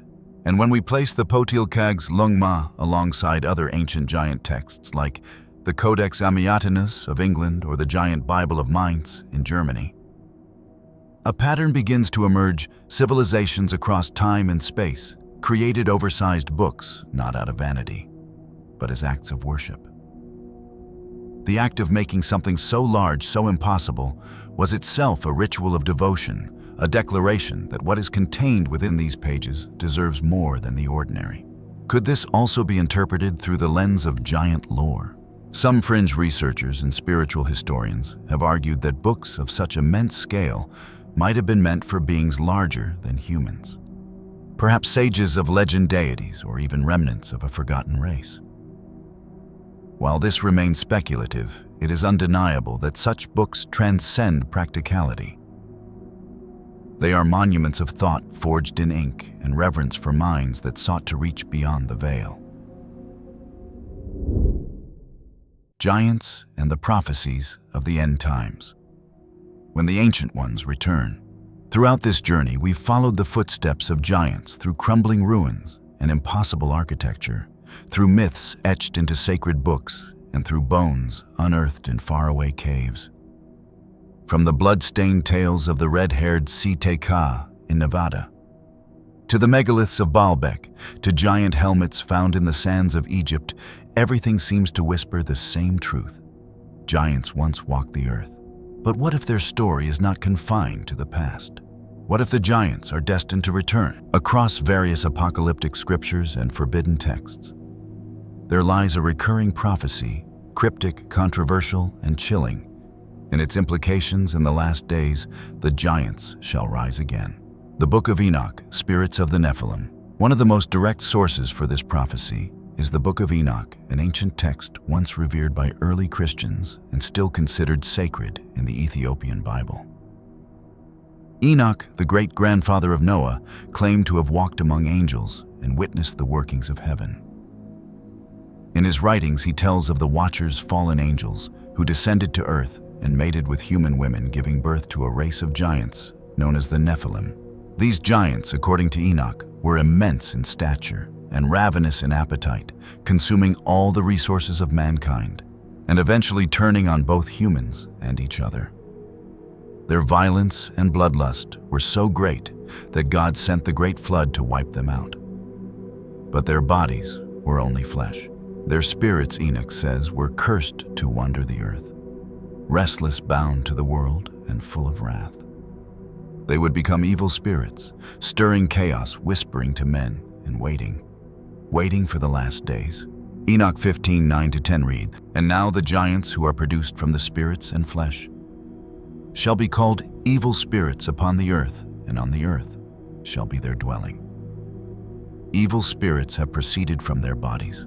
These are not mere ghosts, but fragments of the Nephilim, eternal, corrupt, and doomed to awaken when the time is right. 2. Esdras. The earth will give up her secrets. Another apocalyptic text. The second book of Esdras, found in the Old Testament Apocrypha, adds to this ominous vision. Written in the wake of Jerusalem's destruction, 2. Esdras predicts a time of unveiling, when hidden things will rise from the earth, and ancient truths, long buried, will return to light. 2. Esdras 26 states, "And the dead shall be raised incorruptible, and the secrets of those who have slept in the dust shall be revealed." Some scholars and mystics interpret this as a reference to the return of the primordial beings, including giants, who once ruled the earth before being entombed beneath it. Could this mean that the Nephilim or their descendants will physically return? Or perhaps the return refers to an awakening of their influence, a resurgence of the ideologies, wars, and corruption that marked their ancient reign. The earth groans under the weight. In modern interpretations, many researchers see these prophecies aligning with geological anomalies, reports of giant skeletons, and even global unrest. Some theorists point to unusual seismic activity beneath ancient megalithic sites and hidden caverns under the Himalayas and the Grand Canyon as potential resting places of the giants. Legends from Tibet, Mesoamerica, and the Middle East describe giants imprisoned in deep chambers to be released at the end of the world. Even the Book of Revelation hints at a terrifying resurgence of ancient powers. The earth opened its mouth and gave rise to great beasts. Reverend 12 and 16. While the text is often interpreted symbolically, many believe it foreshadows the rise of something ancient, something long buried. Are we near the time of their return? In today's world, marked by climate upheaval, wars, genetic manipulation, and spiritual decay, some believe the signs foretold in ancient prophecy are now unfolding. The rise of superhumans, artificial giants, and hybrid beings in science has caused many to wonder if humanity is recreating the very sins that led to the giants' destruction. In some prophetic circles, the return of the giants is not just a supernatural event, but a spiritual reckoning, a test of whether modern civilization has learned from its past or is doomed to repeat it. So when you look at the ruins left behind, at the books once banned, at the warnings carved into stone, ask yourself, were the giants just the beginning? And are they waiting to be the end? Giants and the prophecy of their return. According to Nostradamus and Edgar Cayce, if the bones and ruins whispered of a past we chose to forget, then the prophecies might be whispering of a future we are not ready to face. In the writings of mystics and seers throughout the centuries, there are curious references not just to the ancient presence of giants, but to their return, a resurrection of beings once cast down, buried, or hidden, as though their story was never truly over. Nostradamus, the famed 16th century French seer, known for his cryptic and often frightening visions of the future, spoke of a great race of beings that would rise again from the earth. Some of his quatrains mention the old ones awakening and the return of the children of the Titans. Scholars have long debated what he meant, but some believe it points to the re-emergence of ancient bloodlines. Perhaps even the Nephilim, long thought to be extinct. Even more directly, the American mystic Edgar Cayce, often called the sleeping prophet, spoke in trance of a time when ancient beings shall rise once more upon the earth, including giants from before the flood. In his visions, Cayce described how past civilizations long buried beneath ice and stone would be uncovered along with the knowledge and beings they once held. Cayce specifically warned that humanity would reach a tipping point, a time when spiritual decay, technological arrogance, and loss of connection to the divine would trigger great upheavals. In the midst of these upheavals, those from the first world shall return. Are these metaphors for forgotten truths or literal warning? Across cultures, from Hopi legends to Mayan carvings, from the Book of Enoch to the visions of modern mystics, there echoes the same idea, that in the final age, what was once lost will rise again. And perhaps among those ancient powers are the giants, not as monsters, but as reminders of a time when the earth held different rulers, of how fragile memory is, and of how much still sleeps beneath our feet. So as you drift into dreams tonight, know this: some prophecies aren't meant to scare. They are meant to prepare. And maybe, just maybe, the earth remembers more than we do. And if ancient scriptures, prophets, and hidden scrolls all echo the same chilling message, that one day the giants shall rise again in the final days of earth as we know it, then we must ask, were they ever truly gone? From forbidden ruins to fossilized footprints, from massive weapons no man could wield to the trembling warnings of mystics like Nostradamus and Edgar Cayce, everything seems to lead to one haunting conclusion: that the giants once ruled and may return when the world reaches its end. Which brings us here, to the end of our journey through time, but not the end of the mystery. So tonight we've wandered through forgotten valleys and across sun-scorched plateaus, traced massive footprints across time and legend, and followed whispers carved into the stone of long-lost civilizations. From the high peaks of the Himalayas to the buried bones of Nevada, from mythic scrolls to impossibly large tools and temples, each mystery seems to point to one truth: that giants were not just a story. Maybe they were ancestors, maybe guardians, maybe something we were never meant to remember. And yet their echoes remain etched into the earth, waiting patiently beneath the dust of centuries. Were they wiped out? Or are they simply asleep deep below the mountains and temples we barely understand? Some say the age of giants is gone, but others believe it's only just beginning again. So let this final thought carry you gently into rest, that the world is still wide full of forgotten truths, and that sometimes what we call myths are only memories waiting to be reawakened. Sleep well, traveler. The giants will still be here in the morning. And if you've enjoyed this journey into the unknown, don't forget to subscribe to Sleep Codex for more stories that stir the imagination while calming the mind. There are many more mysteries waiting in the dark, and we'll be here whenever you're ready to listen again.